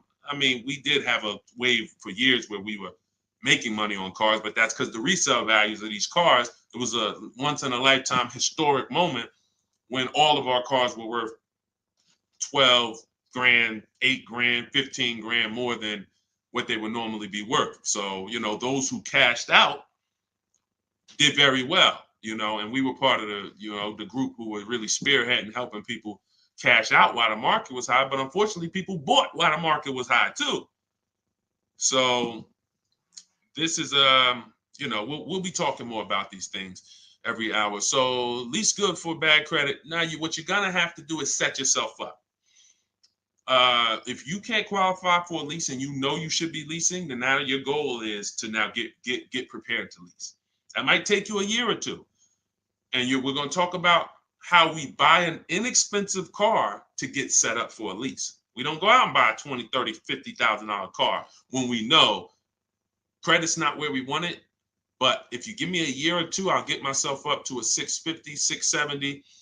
I'll use an inexpensive car to build a good payment history, because I'm paying more for interest because my credit's not good. So the last thing I want to do is buy an expensive car and have a higher interest rate. Now, when I go to switch out of that car in 2 years, because I'm ready to get my brand new lease, now I got 10 grand of negative equity. That's now, first it was credit stopping me from getting the lease. Now I got too much negative equity stopping me from getting the lease.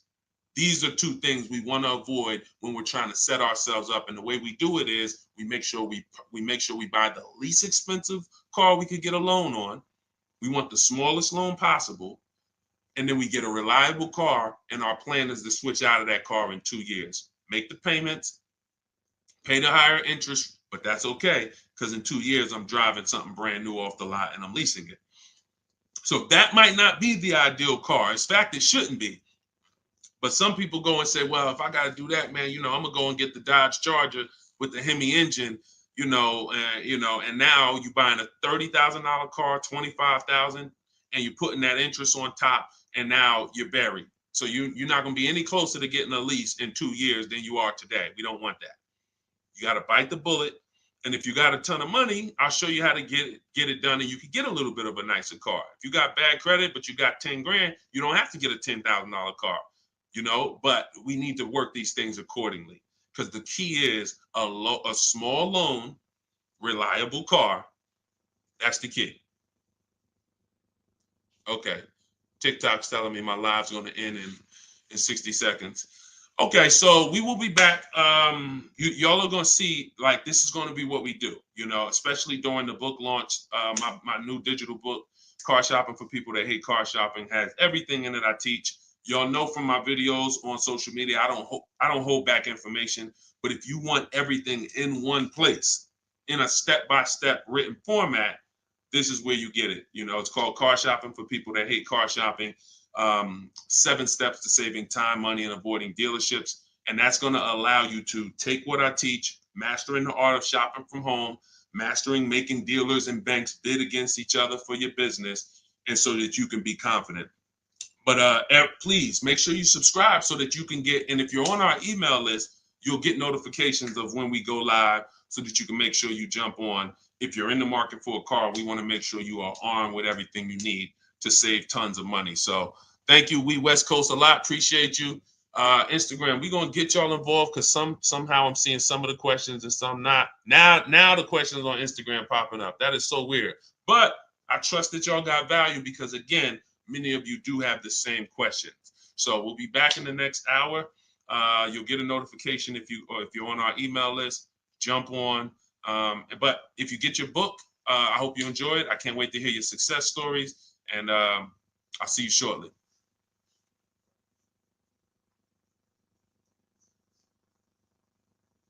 Oh, and if you need the book, it's in my TikTok bio. Some people are saying, where do I get the book? It's in my TikTok bio. Click the picture. It's in my Instagram bio. Go to the bio. Click the picture. If you're watching on or you could go to deshonesbook.com, or you can scan the QR code depending on where you're watching. So, all right. See y'all soon.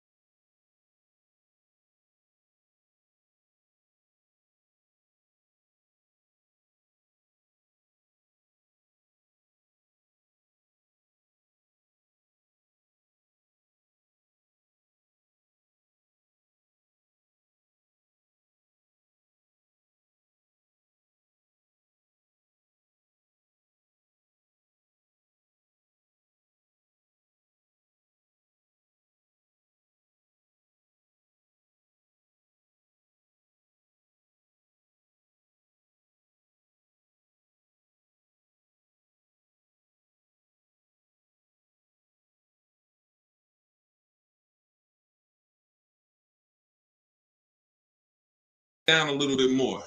Why ask about the MSRP? This question is from TikTok. You need to know the MSRP for several reasons. If you're leasing, you need to know what percentage are you paying relative to the MSRP, because the 1% lease rule has always been based off the MSRP. If you got a lease payment and it was 1% of the MSRP, like $40,000 is the MSRP, your lease payment is $400 or less, then you basically stole a vehicle. And that rule has been around since the beginning of time. So when it comes to purchasing a used car, you need to know the MSRP, because how do you know how much you're saving if you don't know the original MSRP? How do you know how much you're saving? For instance, I bought a pre-owned Infiniti truck a little over a year ago. I paid 31 and change. I knew that the original MSRP was 54,545. Without knowing the MSRP, I wouldn't know how much I was saving off the original. And that's the only thing that's really important when you are shopping for a used car and you're trying to make sure you're getting a great price. There's other things you got to be concerned. There's 2 main things when you're buying a used car. Got to make sure you're getting a great car. You need a quality vehicle, That has nothing to do with price. Then the second thing is you got to make sure you're getting a below market deal and make sure you're paying a great price for it, in which case you must know the MSRP. Great question. Great question. All right, we got Dolan. Dolan will be bringing in questions from all platforms. We're live on TikTok, Instagram, YouTube, and Facebook. So just start typing your questions, and we're going to get to as many as we can in the hour. And, you know, if you have a follow-up question, I'm just going to try to blitz through. So you can certainly throw up the next question whenever you're ready, Dolan. I'm 8K under. My credit is challenged. My car is in danger of getting repossessed. What do I do? All right. This one's also from TikTok. I'm 8K under. What do you mean 8K under? I'm probably underwater. I'm going to assume that means you're underwater, negative equity. If that's the case, then what you want to do is you want to get the, so you're at negative equity, but then you're also behind on payments. I mean, you got to catch up on the payments. I mean, you could try to refinance. You're going to have a hard time. Negative equity, you can't sell it. If you had positive equity, you could sell it. You gotta make money. It's grind time. Like you know, there's certain things in life where we have bills, and the only situation we can do is pray and go and make money. You know, without money and bills, anyone's going to, you know, and this is a hardship, but this is without money or somebody to help you. I can't think of anything. You have a payment due. So, you know, the best thing you could do right now is to focus on how you can make some money so that you can pay the car. Negative equity isn't the biggest problem. The biggest problem is the car is in danger of being repossessed. If the car gets repossessed, now you got to start over. It's not the end of the world, but you're certainly going to have to start over because you're gonna have a repossession on your credit, and you're gonna have to buy a car with bad credit. I would be trying to rebuild my credit. That's what I would be trying to do. Make money, and if the car gets taken, you got to start rebuilding your credit. Follow Shonda Martin. She's a great resource on all these platforms. And but yeah, man, money answers to all things. Book of Ecclesiastes. So figure out how to make some money, man. Work overtime, double shift, second job, start a business on the side. As long as it does, you got to make some money. Can't make car payments without money. So go ahead, Dolan. Wish you the best, man. Keep me posted. This one's from Instagram. On a 3-year-old used car, what percentage from original MSRP should I be looking at for a price point? It goes by comparison. You should be compared. Without something to compare it to, you won't be able to see the actual, what the discount should be. You need something to compare it to. We do these live shows. You know, we got a couple hundred people on here already. The goal is to figure out through comparison shopping what you should be doing and what you should be paying. Hold on one second, y'all.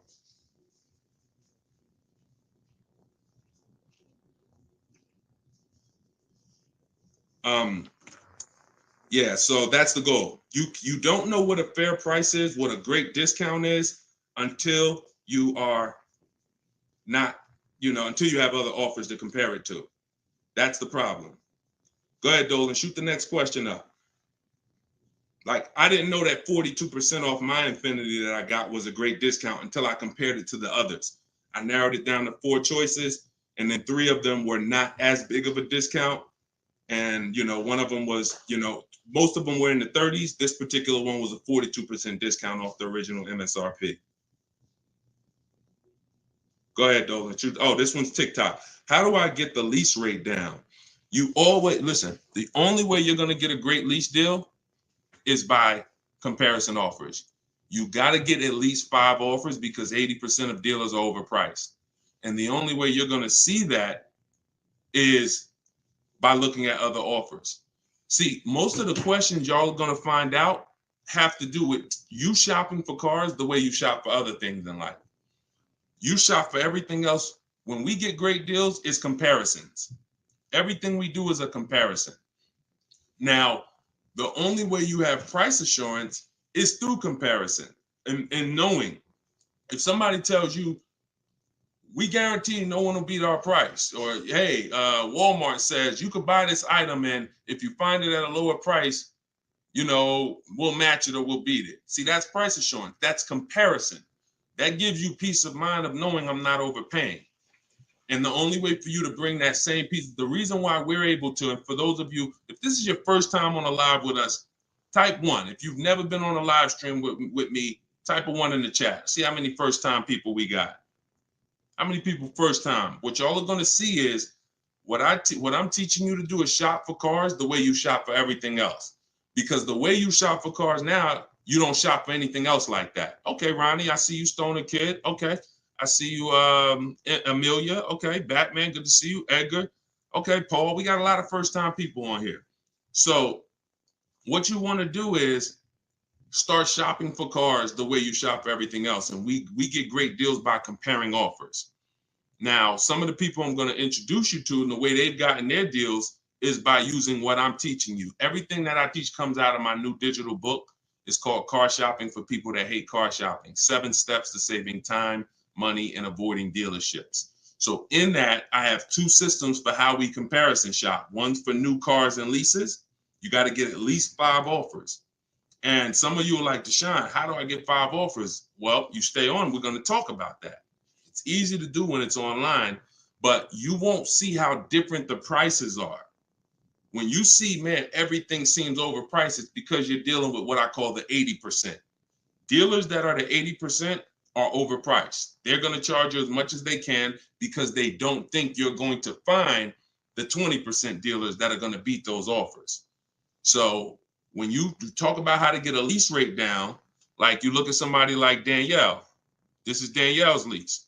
She just got a lease on an Audi not too long ago. $44,000 vehicle. She paid $550, no money out of pocket. She just gave him $550, drove off. No down payment. So a lot of the things you're going to see, this is the reason why I represent the Unlearn, Relearn brand. Because a lot of what you've been using, you got to unlearn. It's not going to work here. But I'll help you do that. I hope you do that. So for the launch of my new book, you can get yours for 75% off in my TikTok bio. It's normally $97. It's 75% off while we're on the broadcast. You got 30 minutes. And Instagram bio, you can get yours. And if you're on YouTube and if you're on Facebook, I'll put the link for you guys. Y'all can get yours. But that's how you get lease rates down. Comparison offers. Making people bid for your business. Stop negotiating, guys. And start making people bid. We'll talk more about that. Go ahead, Dolan. Shoot the next question up. We're taking questions from all platforms, Facebook, Instagram, YouTube, and TikTok. And could everybody who shares invite somebody? If you're a sharer, I appreciate it. I always give, we're trying to figure out something special we could do for the sharers because there's nothing, I told y'all, inbox me. If you got ideas, what could we do to reward or come up with something for the sharers?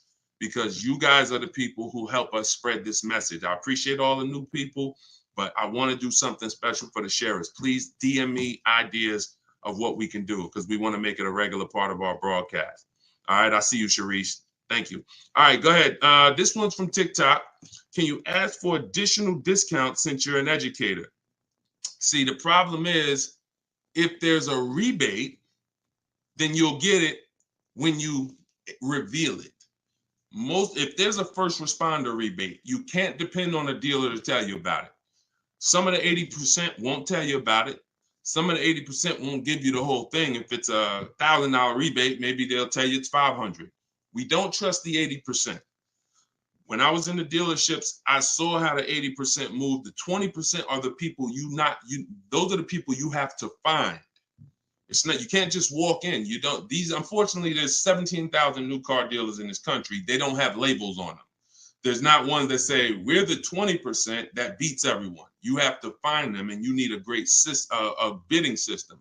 You can do it manually by phone, or you can do it my way by email, copy and paste. So, but you're not going to, it's like people who said, well, I have a GM, I get a special price with Ford. I get a special price with General Motors. You can't depend on the dealer you're dealing with to tell you the special price and to tell you the rebates if they have them. The only way you're going to see it is by getting at least 5 offers, and then you'll be able to reveal who gave you the real offer. It's unfortunate, but it's actually better for you, because when who's not a good negotiator? Type not me if you are not a good negotiator. Just speaking honestly, you're not a good negotiator. It's not your thing. I consider myself to be pretty good, and I won't do it. All right, Danny said not me. Okay. Rai, sorry, I butchered your name. Lovey, okay. This is going to work for everyone who's not a good negotiator. Now, I am a good negotiator, but I won't shop that way. I'm always going to get bids, because if you're negotiating with the 80%, they're so overpriced. Even when they drop down a couple $1,000s, you're still overpaying. That's the whole point. That's why it's best for you to sit at home where you're in control. You can use my way, which is email. We copy and paste. I have a strategy in my book. It's called 25 to 5, where you're going to connect with 25 new car dealers. This is only for buying and leasing new cars. This is not for used cars. I have a different strategy for that. But you're going to sit at home. You're going to connect with 25 dealers online in about 20 minutes. And that's going to get you 5 offers using my scripts, using my replies. Now, the manual way to do it is to pick up the phone, call, and speak to at least 5 sales managers. But you need to get 5 offers. That's the only way you're going to see how much money that the 80% were trying to overcharge you. Does that make sense? And it goes with the same thing with military discounts. Doesn't matter. Special pricing, employee pricing. You must shop multiple offers, because you can't trust the 80% to actually give you the real numbers. All right. Go ahead, Dolan. Bring the next one in. We're taking questions from all platforms. Did I post that link? The book is not good for used car. Absolutely. That's just my system. You're going to hear me talk about 2 systems of shopping multiple offers and options. One's for new cars and leases. That's called the 25 to 5. One's for used cars. That's called the multiple marketplace strategy. When we shop for used cars, we have a different strategy. You must shop for your best used car offer in a different way than your new cars. It's very different. They're both in my book. Y'all will hear me talk about them on my videos, on my social media videos if you've seen them, and you'll hear me talking about them on the live. 2 totally different shopping strategies based on your goal. All right, this one's from Instagram. When you walk into a dealership, the salesman comes at you right away. Can you tell him you're just looking for now, and I'll come get you when I see something? Of course you can. So using what I'm telling you, you should not spend more than 30 minutes in a car dealership ever. Tons of people that you'll see, the more you stick around this broadcast and the more you learn and the more you see our community over here. We've been doing this for 3 years, teaching the public. We've got 1,700 people we've worked with personally, a couple thousand books. People are using this stuff. It's not just the saving of money, it's time. You shouldn't be in a dealership if you're not there to test drive, or if you're not, see, we have something we call shopping, not buying. Very different. That's actually step 4 in my book. There's 7 steps. The last step is delivery. Step 4 is something I call shopping, not buying. You have to learn, if you're going to enjoy shopping and take control of your car deals the way I want you to, that when you are shopping, you are deciding what you want. That's shopping, deciding what you want. You can get your copy of the book in my TikTok bio. Everybody got 30 minutes to get it for 75% off. Somebody on TikTok said, how do I get the book? It's in my TikTok bio. If you're on Facebook or YouTube, you can scan the QR code, or you can go to deshonsbook.com. If you're on Instagram, you can go to my Instagram bio. It's normally $97, but it's part of our official launch. You can get yours for 75% off. So when you are there with a purpose, which means no one can actually talk you into something, because you're clear on what you're here for. I'm here to see what I like. I'm here to decide what I want. I got my kids with me. I'm here to see how this vehicle is it comfortable? This is only for new cars and leases. We don't test drive used cars until the end. That's a different thing. And I'm answering questions specifically. So when someone asks about a used car test drive, we'll talk about that. For those of you who are leasing and buying new cars, we are there to test drive and decide what we want. That is it. We do not talk numbers in the dealership. Listen, I want y'all to remember this. You will never, using what I'm telling you, you will never talk numbers in the dealership. If you are coming there to see a used car, the deal is made already before you get there. Your numbers, everything should be established online. That's the multiple marketplace. There's a very simple process that you can follow for shopping for used cars. By the time you walk in the deal, who's ever had a dealership that they had to walk out of? If you've ever had a dealership where you had to walk out of, type me if you've ever walked out. Somebody wasted your time. Somebody tried to, whatever. You went there and you're like, man, I'm leaving. This isn't good. I'm glad you did that, but I want you to get to the point where no one can even waste your time. That's what I want you to get to, which means every time you walk in a dealership, for a used car, the deal is made. You're just there to test drive it, verify everything you did online. We'll talk about this. And then you're taking the car or you're locking up that deal, not taking it because, you're locking up the deal. Now, with a new car, you are there to test drive only. I'm deciding what I want. And here's look, you got to be able to ignore this. Let this stuff go. Hey, can I talk to you? Hey, let me just show you these numbers. Hey, we got some real good deals this month. Hey, you know what? Have you seen the specials? Hey, we got a special price. Hey, we're taking off Hey, we're paying over $2,000 for people's trading. Hey, we're buying old leases back. All of this stuff, it got to just be, that junk got to go using what I teach, because that stuff works for other people. It probably has worked on you in the past. Now, you're not going to let people throw you off this agenda anymore. You are literally there to shop, decide what you want, and when you take your card, take the salesperson's card. When you come home, if you like that vehicle, we will be purchasing it and getting multiple offers from home, never in the dealership. Everybody clear? If you're clear on that so far, type clear. Everybody clear on that? Clear? All right, I see you, Dave. Yep, I see you, Danny. All right, go ahead. This one's from Facebook. Carla said, my granddaughter purchased her first car in November 2023. She wanted to lease, but was told she was too young. She's 20. How can she transition from a current car note to a lease car when she turns 21 next year? Great question. Who has a car that they're thinking of replacing? You have a car now.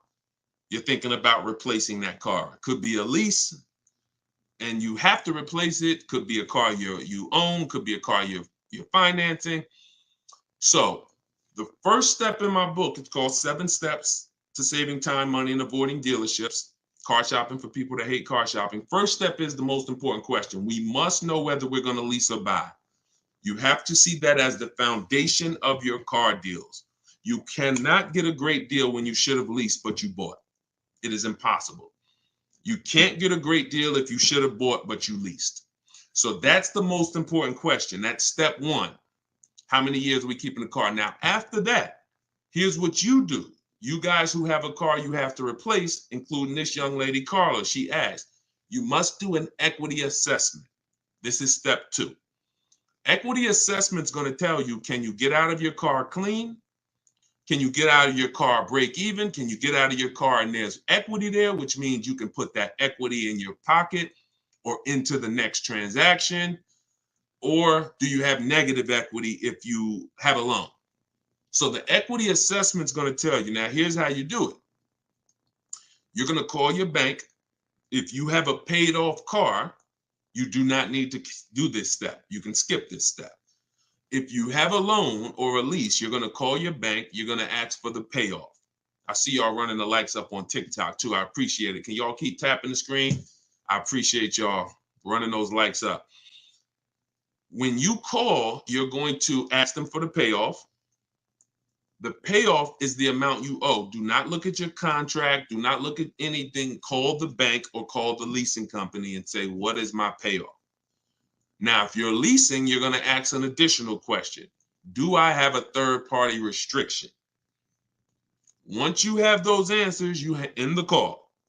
You are then going to go on to the websites that I'm about to mention. You're going to get 6 bids, 6 offers. My 2 favorite words when buying anything. And if you like to save money, these will become your 2 favorite words. Multiple offers. Multiple offers. I love those words. That's how you buy everything else. Multiple offers, multiple options. That's how we save the big money. So you're going to go to CarMax.com. This will take you about 20 minutes to do an equity assessment. You're going to go to Driveway.com. You're going to go to AutoNation, Sell My Car, Carvana,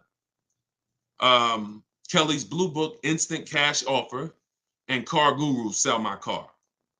As more people buy cars, we'll keep adding them to our list. Those people are in my book. That's who we get our equity assessment from, because here's what your car is worth, what people are willing to offer you cash for. What's the one word? Some of you have been, hold on, don't bring in the next question until I give you the road, because some of these I got to go a little deep on, Dolan. But you could queue them up. Just get them ready so that, you know, when I call them out, you got them ready. I know you're stacking them. When you look at, you know, getting 6 offers, what's the one word that we don't use anymore? Let's see if anybody was on here. Maybe you were on here for the last couple broadcasts, or a lot of you are new, so you may not know. What's the one word? Good to see you start back up. What's the word that we're not using anymore? And for the new people, you're about to learn. We don't use, let me see if anybody got it. I give it about 3-4 seconds. Okay, everybody's about to learn this for the first time. We don't use the word trade. You don't get maximum money trading anything.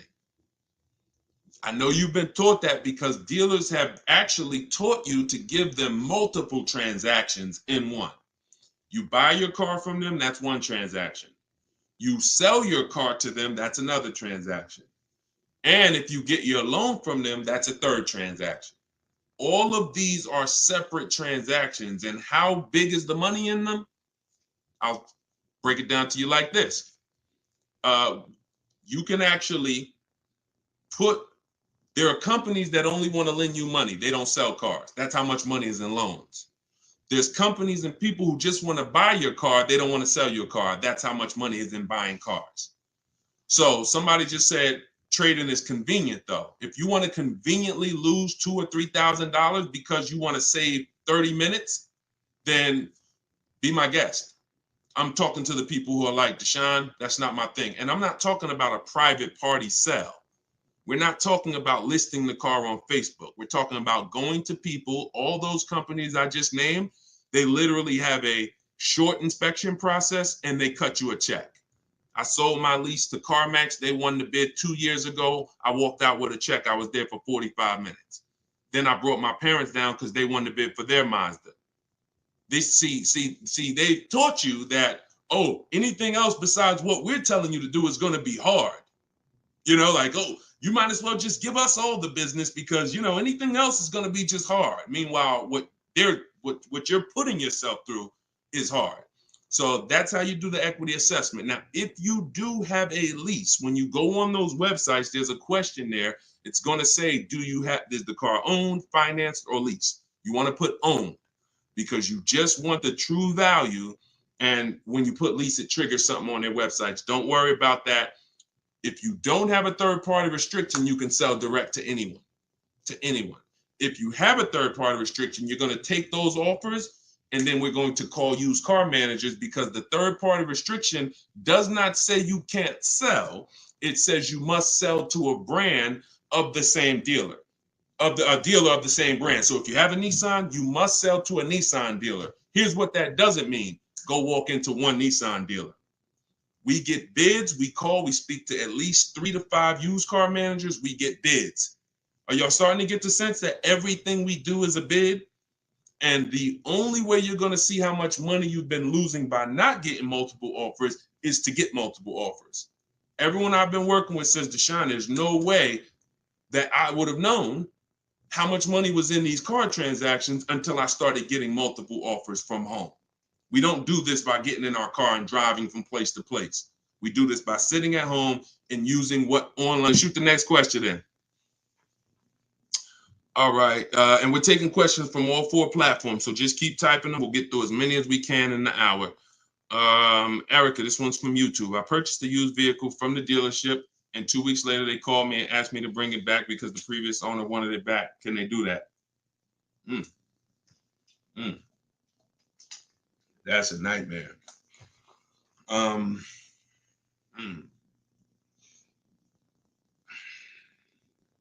Y'all hear that question? Erica purchased a used vehicle. 2 weeks later, they called, asked to bring the car back because the previous owner wanted it back. So it's less about your transaction, and it's more about if the transaction with the original owner was legally closed.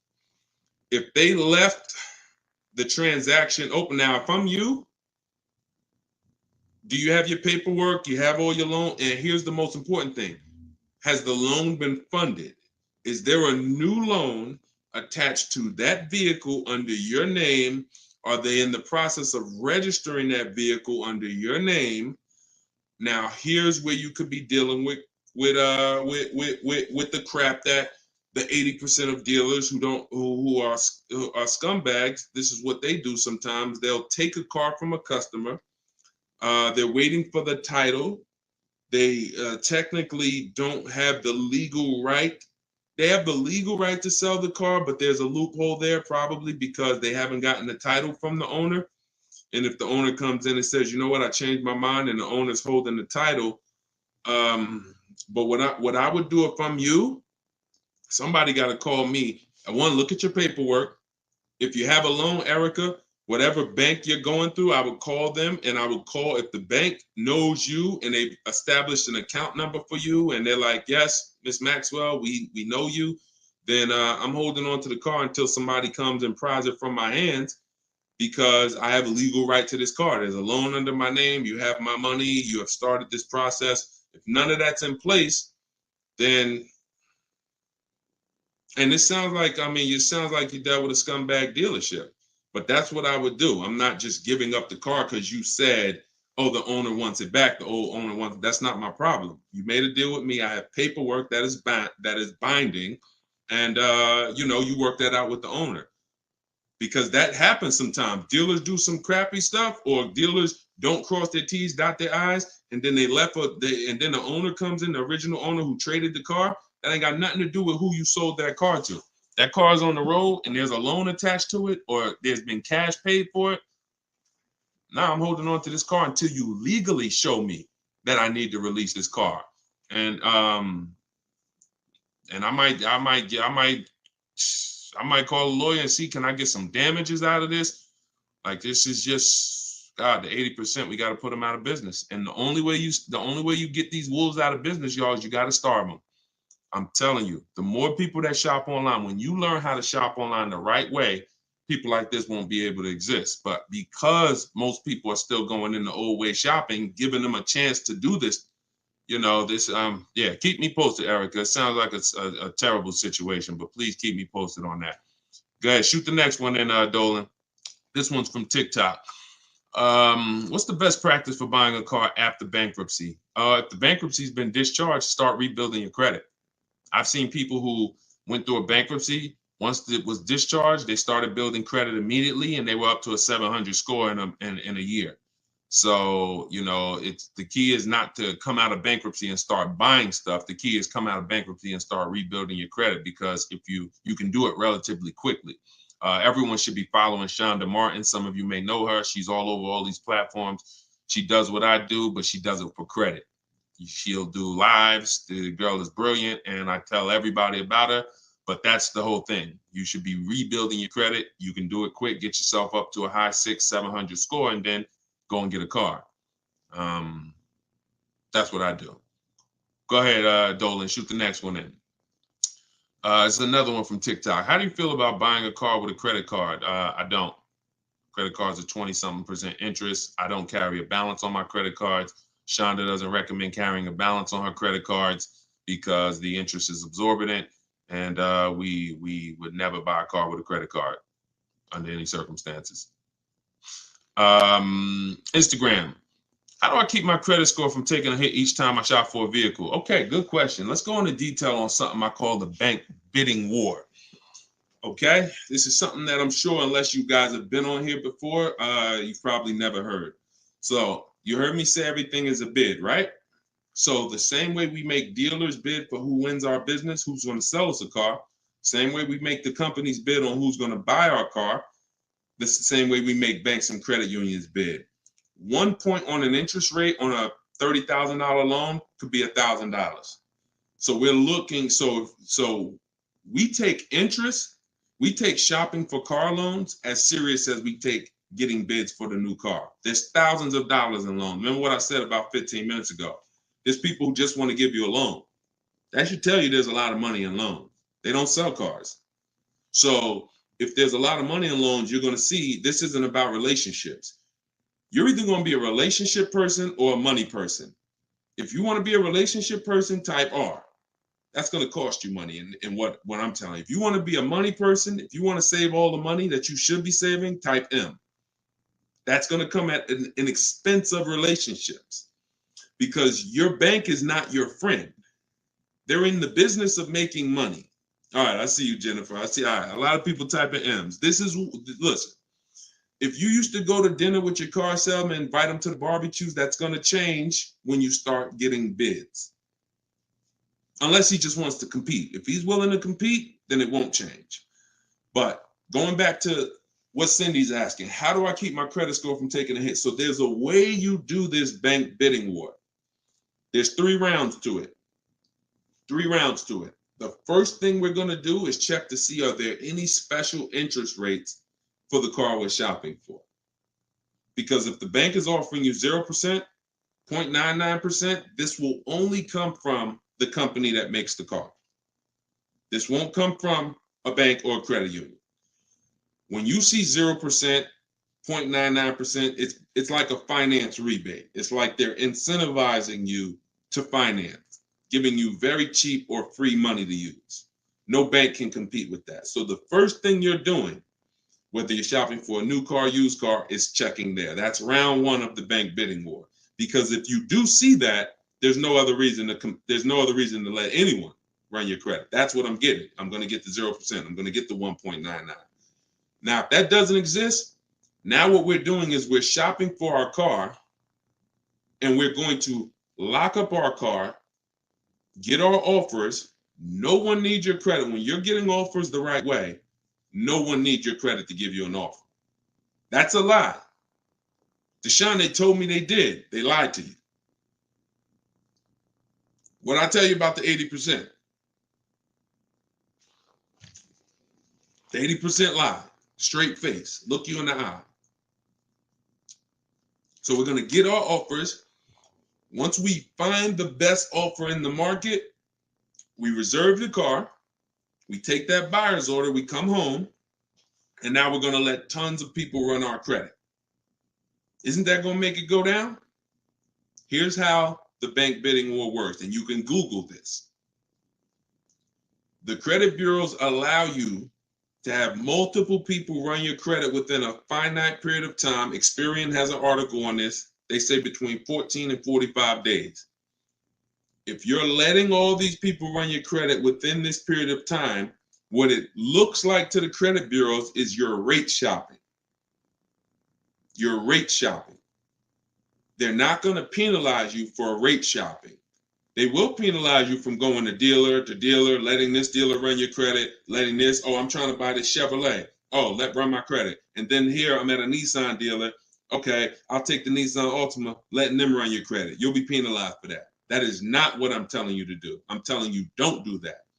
So when you get your car, you're bringing that home, and you're going to call your bank.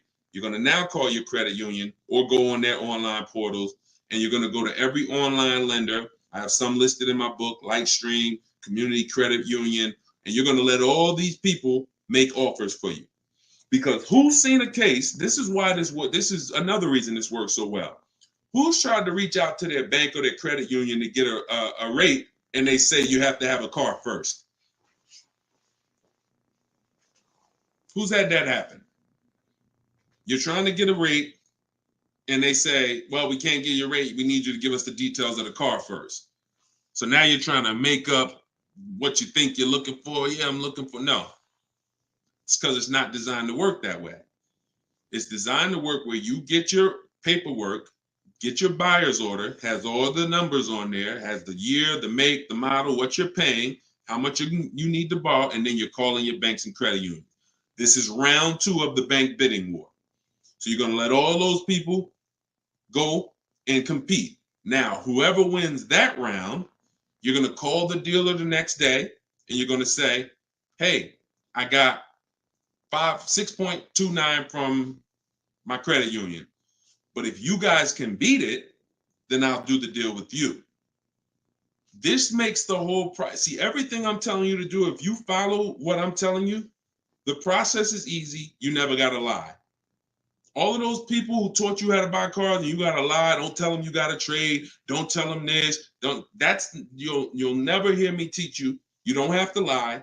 And the dealers will enjoy working with you, the 20%, because you're now giving them an opportunity. And it's very different, y'all. When you got a car, when you have a finance manager who's trying to beat the rate you got, here's the difference. And we'll get ready to queue up the next question, Dolan, not yet.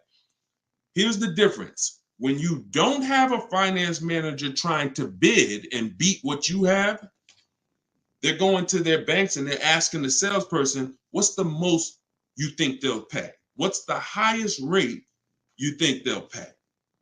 All right, quote them at this, and then let's see if we can negotiate on the rate.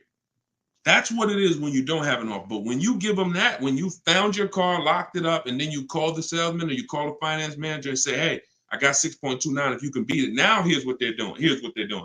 They're reaching out to all their 10, 15 banks and saying, let me see if I can beat this rate. Very different. And only one or two things are going to happen. They're either going to call you and say, hey, look, I tried my hardest. I can't beat the rate. Thanks for the opportunity, but you got a great rate. In which case you have something that we want, which is, who knows what we want. When it starts with a P, this is when we guarantee we paid the best price for everything. Who remembers? Well, I can't say who remembers because we get new people on this broadcast every day. I swear. All right. Price assurance. So when y'all hear me say price assurance, what that means is you don't drive off anymore hoping you got a good price. Talking to your spouse, hey, you think we could have did better? You think this interest rate was too high? Could we have got a better interest rate? No. Price assurance means you guarantee you couldn't have paid a lower price for the car. Nobody could have paid because you got bids. Nobody could have gave me a lower interest rate because I got bids. Nobody could have gave me more for my old car because I got bids. That's the only way we get price assurance. And all of this is done while you sit at home. So this is in my book, Car Shopping for People That Hate Car Shopping, 7 Steps to Saving Time, Money, and Avoiding Dealerships. If you want everything I teach in one spot, it's there. You can get your copy for 75% off. It's normally $97. And you can go to my TikTok bio. It'll be in your inbox in literally 5 minutes. The reason it's a digital book too is because things change. Vroom just went out of business a couple months ago. They used to be one of the people who competed for our business. If you guys had, your book and you had bought it and then it was a print book, because some people say, Deshone, is it in print? This is the reason, one of the reasons why it's not. If Vroom is in that print book, what happens? Now I got to jump on live and say, hey guys, volume 2 of my book is out because things have changed. Get your volume 2. I don't want to do that. You get this one time, and then I update it when Vroom went out of business. I updated the master file. Everybody who opened their book, no matter what, it was relevant. And that's one of the biggest reasons why it's a digital book. So you can grab your copy for 75% off, but you got 30 minutes. Once the timer is 0, it goes back up to 97. In my Instagram bio, in my TikTok bio, or you guys can, I'll put the link right here for you guys on YouTube and Facebook. You can go to deshonsbook.com. Oh, wait, I put the wrong one. I put it in my bio here. All right, Dolan, you can queue up the next question. Keep typing your questions, y'all. We got some more time. We're going to try to get through as many as possible. And we're pulling them from all platforms. We're on Instagram, we're on TikTok, we're on Facebook, and we're on YouTube. So we're pulling questions from all platforms. This one's from TikTok. Can you use the equity in your lease towards the purchase of a used vehicle? Most certainly, Eddie, the equity is yours. Once you identify your equity and you know how you're going to get it, who you're selling to, you can either put that money in your bank account or you can use that as a portion of you can use that towards your next car deal. That's your money. Your money. Go ahead, next one. This is another one from TikTok. I need a bit of advice. My son totaled his car. It was a loan Honda. Should I lease or buy this time around? I'm looking into maybe lease an electric vehicle, but I never have leased a vehicle. Okay, it's a very good question. Should I lease or buy? Let me show you. Some of you, let me show you this. Let me ask a very important question. In my book, this is called Step One. Whenever you hear me say the most important question, this is what I mean. It's the first thing you do. When you want to buy a car, when you like, hey, I'm thinking about a car, this is the first question you ask yourself, and it's the most important question. How many years are you keeping the next car? Come on in, and everybody type your comments. Keep that question up, Dolan. Everyone who's car shopping and who will be soon, how many years are you keeping the next car? Lula, if you just jumped on, I don't come to dealerships because we shop online. So there's no way for me to come to a dealership with you. If you stick around, you'll learn how we shop. There's no reason for you to need somebody with you when you're in your house making car deals. Everybody answer. Everyone who shop, I want you to actually think about this. How many years are you keeping the next car? We're answering that question, Rob. Just tap into the broadcast and what I'm answering before you, because we're literally answering the question someone just asked, should you lease or buy? And the more you stay on the broadcast, because many of you are in the same situation, the more you're going to see someone's going to ask the same question as you. So just listen, and then, most times your question's going to be answered. All right. If it's electric, 3 years. Buying all cash. How many years are you keeping the next car? I got to just pay attention to the people that are listening. I'm sorry. All right. Hyla, I see 3 to 4. Vivian, I see 3 years. All right. 6 years. Okay. 3. Okay. 8 years. Okay. So the first question you're asking yourself, should I lease or buy? You're going to replace that question with how many years am I keeping the car? Now, if the answer is 8 or more, then you should buy. I'm going to tell you why. This has nothing to do with how you're paying for the car. A lot of you may get attached to, if I'm paying cash, does that change anything? If I'm getting, it doesn't, because the expense that you need to avoid that's losing you the most money is what I call the unseen expense. It's depreciation. So let me break this down for you very quickly. If you have a $35,000 car, you buy it today, what is that car worth a year from now? Even if you don't drive it, you got a $35,000 car outside in your driveway right now, brand new car. What is it worth a year from now? You didn't drive it 1 mile.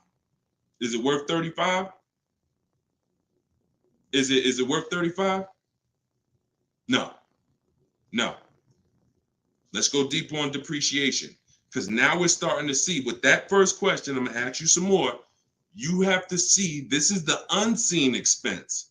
You buy a car today for 35, you take it back to the dealer in 3 days. Is it worth 35? No. So what does that tell you? There's some expense there, whether you buy or lease.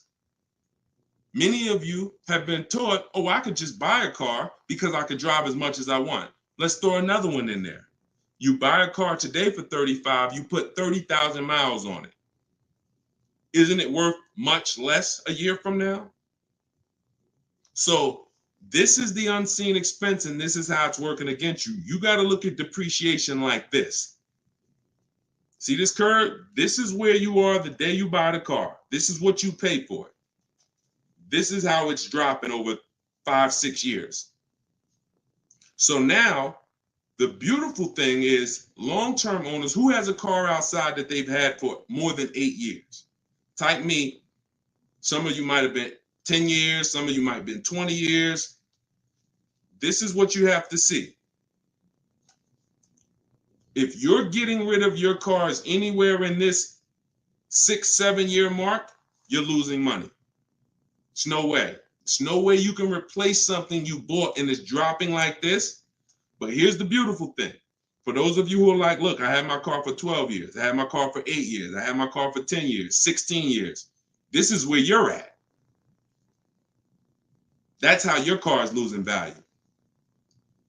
See, the car you have that you've had outside for 10 years, what it's worth today, a year from now, isn't it going to be worth about the same thing? Right? Talking to you long-term owners who keep your cars, you're winning. See, because you've reached the reward. You've reached the reward for buying. The reward for buying is to get to the stage where your car a year from now is going to be worth about the same of what it's worth now. Now, that's when you should be buying. If your goal isn't to get to that level, you should not be buying. You should be shopping for lease deals.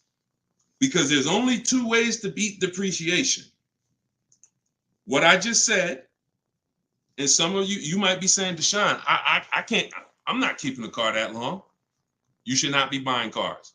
You're not getting to that level. You're not getting to the winning. The winning is that. Got a car outside, paid off, barely losing value. It was worth $9,500 last year. It's worth $9,000 this year. That's the reward. Now, for those of you who are on the other side, if you're on the other side, you should be leasing. And I'm going to show you how drastic it is of a difference when you should be leasing, but you're buying. I'm going to show you that there's no way for you to get a great deal if you are buying when you should be leasing. Look at somebody like, let's pull up, we talked about Danielle earlier. Look at Tope. Tope got a BMW, $54,000 vehicle. Now, some of you know, every $5,000 on the price of a car is how much per month? Every $5,000 on the price of a car is how much per month? It's not 7 years, so it's always 8 years. See, in my book, it's something called the 8-year rule. If you're not keeping your car 8 years, you should not be buying. Okay, good. I see a lot of you are tapped in. Every $5,000 is $100 a month. So when you're looking at a $50,000 car, you should be thinking that's $1,000 a month payment. What about the down payment? Forget about the down payments. Down payments have nothing to do with the deal. We are just talking about boundaries. When we look at a $50,000 car, $1,000 a month, 5-year loan. $20,000 car, $400 a month, 5-year loan. Every $5,000 is about $100 a month. Now let's look at Tope's deal. Tope got a $54,000 BMW. She's paying $756 a month. I'm going to prove to you right now that if you should be leasing because you're a short-term person, you are not keeping your next car 8 years. You're not keeping your previous cars 8 years, yet you bought them. I'm going to show you how much money you've lost listening to people that told you shouldn't be leasing. And we're going to correct that. So Tope got a deal, shopping multiple offers the way I teach. She got multiple offers. She got $690 a month. That's a 1.26% lease. $690 on a $54,000 vehicle. So let's say we're going to break down real quick 3 different ways to get this vehicle right here that she got. One is the way she got it, leasing, because she's a short-term person. Now let's say somebody says, Deshone, I'm going to buy that car. That person buys that car. Let's say they get an incredible price and they save $10,000 off a brand new BMW. Okay? I want to show you that even with extreme cases of big money, I could teach you how to get the best price on the car, but it's not going to change. If your deal is on the wrong foundation, you can't get a great deal. So let's say somebody walks in right after Tope. They look at her car, they see her driving off, and they're like, man, I want that same car. All right. And they end up saving 10 grand. So they buy it for $45,000. Taxes, fees, probably put them up around 48. Every $5,000 we said is $100 a month. $48,000, that's a $950 payment, y'all. 5-year loan. No money down, because Tope put no money down. So we're comparing putting no money into these deals. When you start putting no money into the deals and looking at them, you're going to clearly understand them. Sometimes people use down payment money to confuse you. $690 a month she's paying, they're driving off paying $950. No way. Now a third person comes in. Man, I see those two people just drove off. You got that car used though? Can I get a used one? I don't want to buy a new one. I don't want to get a new one. I know that's going to be expensive. What do you think a brand new vehicle that was $54,000 brand new? What's a good price of that vehicle used, y'all? What's a good price used?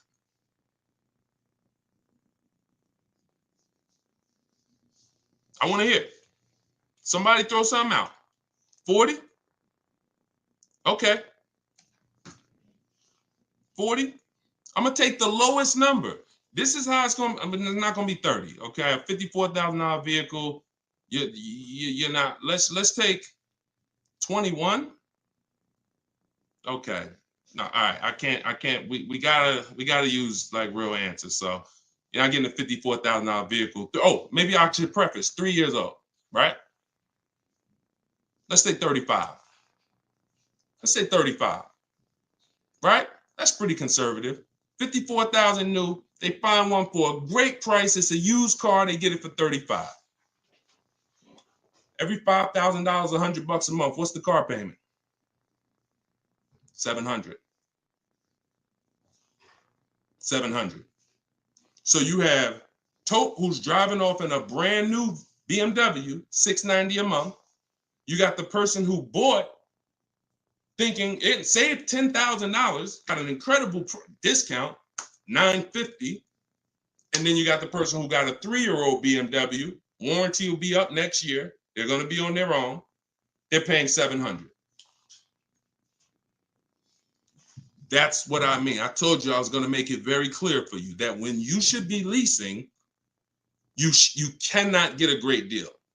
I don't care how much money you save off the car. I don't care if you buy a used one. When you should be shopping for great lease deals, you're not a long-term person. Now, here's where both of those people can beat Tope. Both of those people can keep their cars 8 years, long-term, pay the cars off. Now, we see them down the line, and now they're winning. And it's not that Tope is losing. It's just that they've all won now. Everything when you purchase cars, when you get to this stage, if a person bought that car and they're at this stage now, I had this BMW for 8, 9, 10 years, and it's not losing any value anymore. Oh, you won. That's the reward for buying. But if you're not going to get there, you're losing by not leasing. That's the leasing versus buying. I call that the most important question. It's the first question. When you open my book, it's step 1. How many years are you keeping the next car? That is the first thing you ask yourself because it's the foundation of your car deals. So everything that I'm teaching you is out of my new digital book, Car Shopping for People That Hate Car Shopping.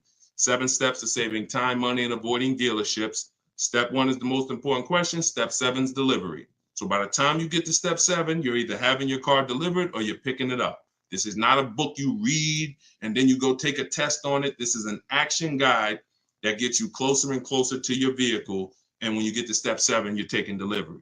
So you can get it for 75% off. Get your copy. Get your 75% off in my TikTok bio, in my Instagram bio. It'll be in your inbox in literally 5 minutes. If you're on YouTube or Facebook, you can scan the QR code or you can go to Deshone'sBook.com. All right.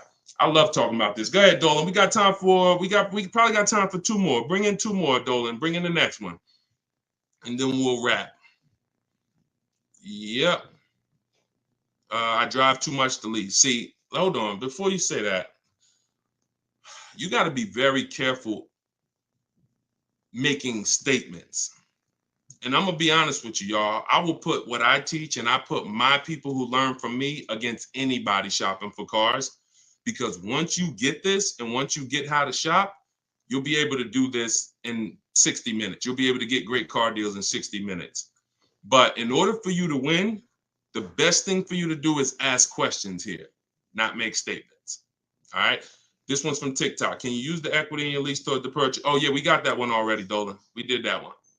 Shoot the next one up. This one's from Instagram. How do you compare car prices if the model has different options and packages? Are you talking about new cars or are you talking about used cars? Let's just break down them both. How do you compare car prices if the model has different options and packages? The way we compare lease offers, we look at them from percentages. See, prices can change, but percentages don't. If I got a $40,000 vehicle and I'm paying under 400, that's a 1% lease. We call that a steal. If somebody offers me a $42,000 car, if it's 1%, then that's $420. That's why we go by percentages. Same thing with used cars. When we're looking at a used car, I need to know what the original MSRP was. I'm going to get this from the Carfax. I'm going to get this from, there's a site called With Clutch.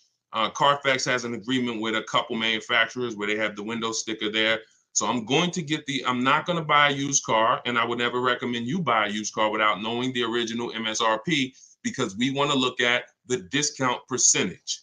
So example, my Infinity truck I bought, it was $54,000 brand new. The other three that I was looking at, one was 52, one was 48, one was 46. So when I compared the discount off of the new price, this one had the greatest discount off the new price. Therefore, it was the best offer.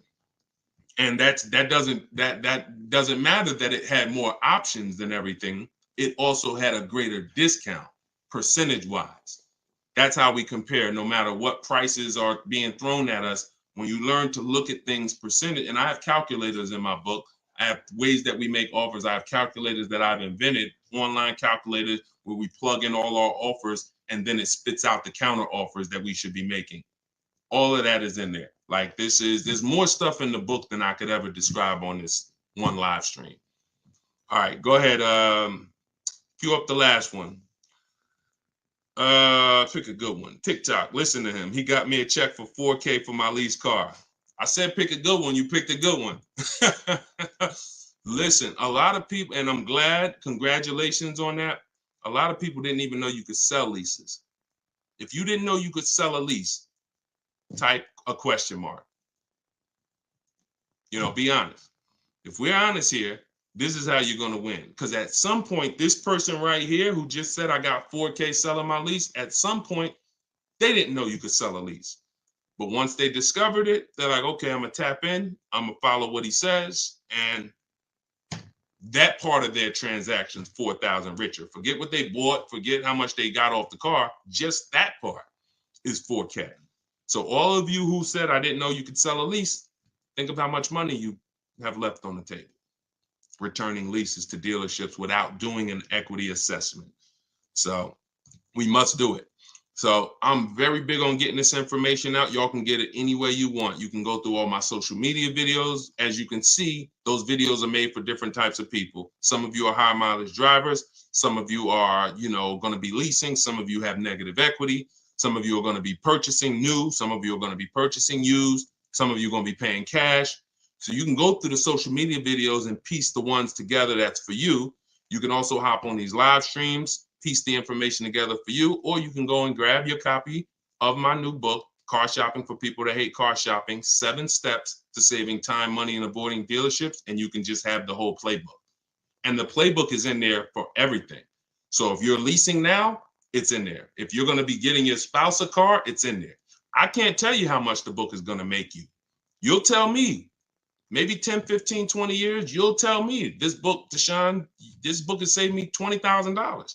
Because the more cars you get, the more your money you're going to save, even if you're going to get one. But I just want you to have the information, get it how you want it. You can get 75% off your copy as part of our book launch in my TikTok bio. Click that link, and then same thing in Instagram. Click that link and then click the button that says get 75% off my new book. But it's only for 30 minutes. After 30 minutes, price goes back up to $97. $24 is better than $97. So, and I'll put the link one more time for you guys on YouTube and Facebook. You can click this link here that says Deshone's book. I just posted it. Or you can scan the QR code. If you might be watching us on a television, you can just scan the QR code with your phone, grab your 75%. So this is what we do. Whenever you see me live, I'd encourage you to invite a friend, tell somebody. If you see a coworker and they're like, man, I got to buy a car soon, invite them to one of our streams, because we get very, very detailed about showing you all the money in your car deals and making sure you know what you're doing. Please, if you're not subscribed to us on YouTube, we got a lot of things coming to YouTube. We're going to be time stamping these questions in future episodes so that you can easily navigate through previous episodes and find your answers. So everything is Deshone the Auto Advisor. Make sure you subscribe to YouTube because we got a lot of stuff coming there. But other than that, have a great day. I'll see y'all in the next broadcast. Everyone who got the book, use it, win with it, and make sure you DM me or email me your success stories. I want to see your deals. Email me your deals, not just your cars. You're going to love it. Once you start making deals and you're confident with the money, you're going to be so excited about sharing the numbers, you might forget to tell me what car you got. You know, Deshone, look at this price I just got. Oh, by the way, it was on this car. You know, so that's what we want. All right. God bless y'all. I'll see you soon.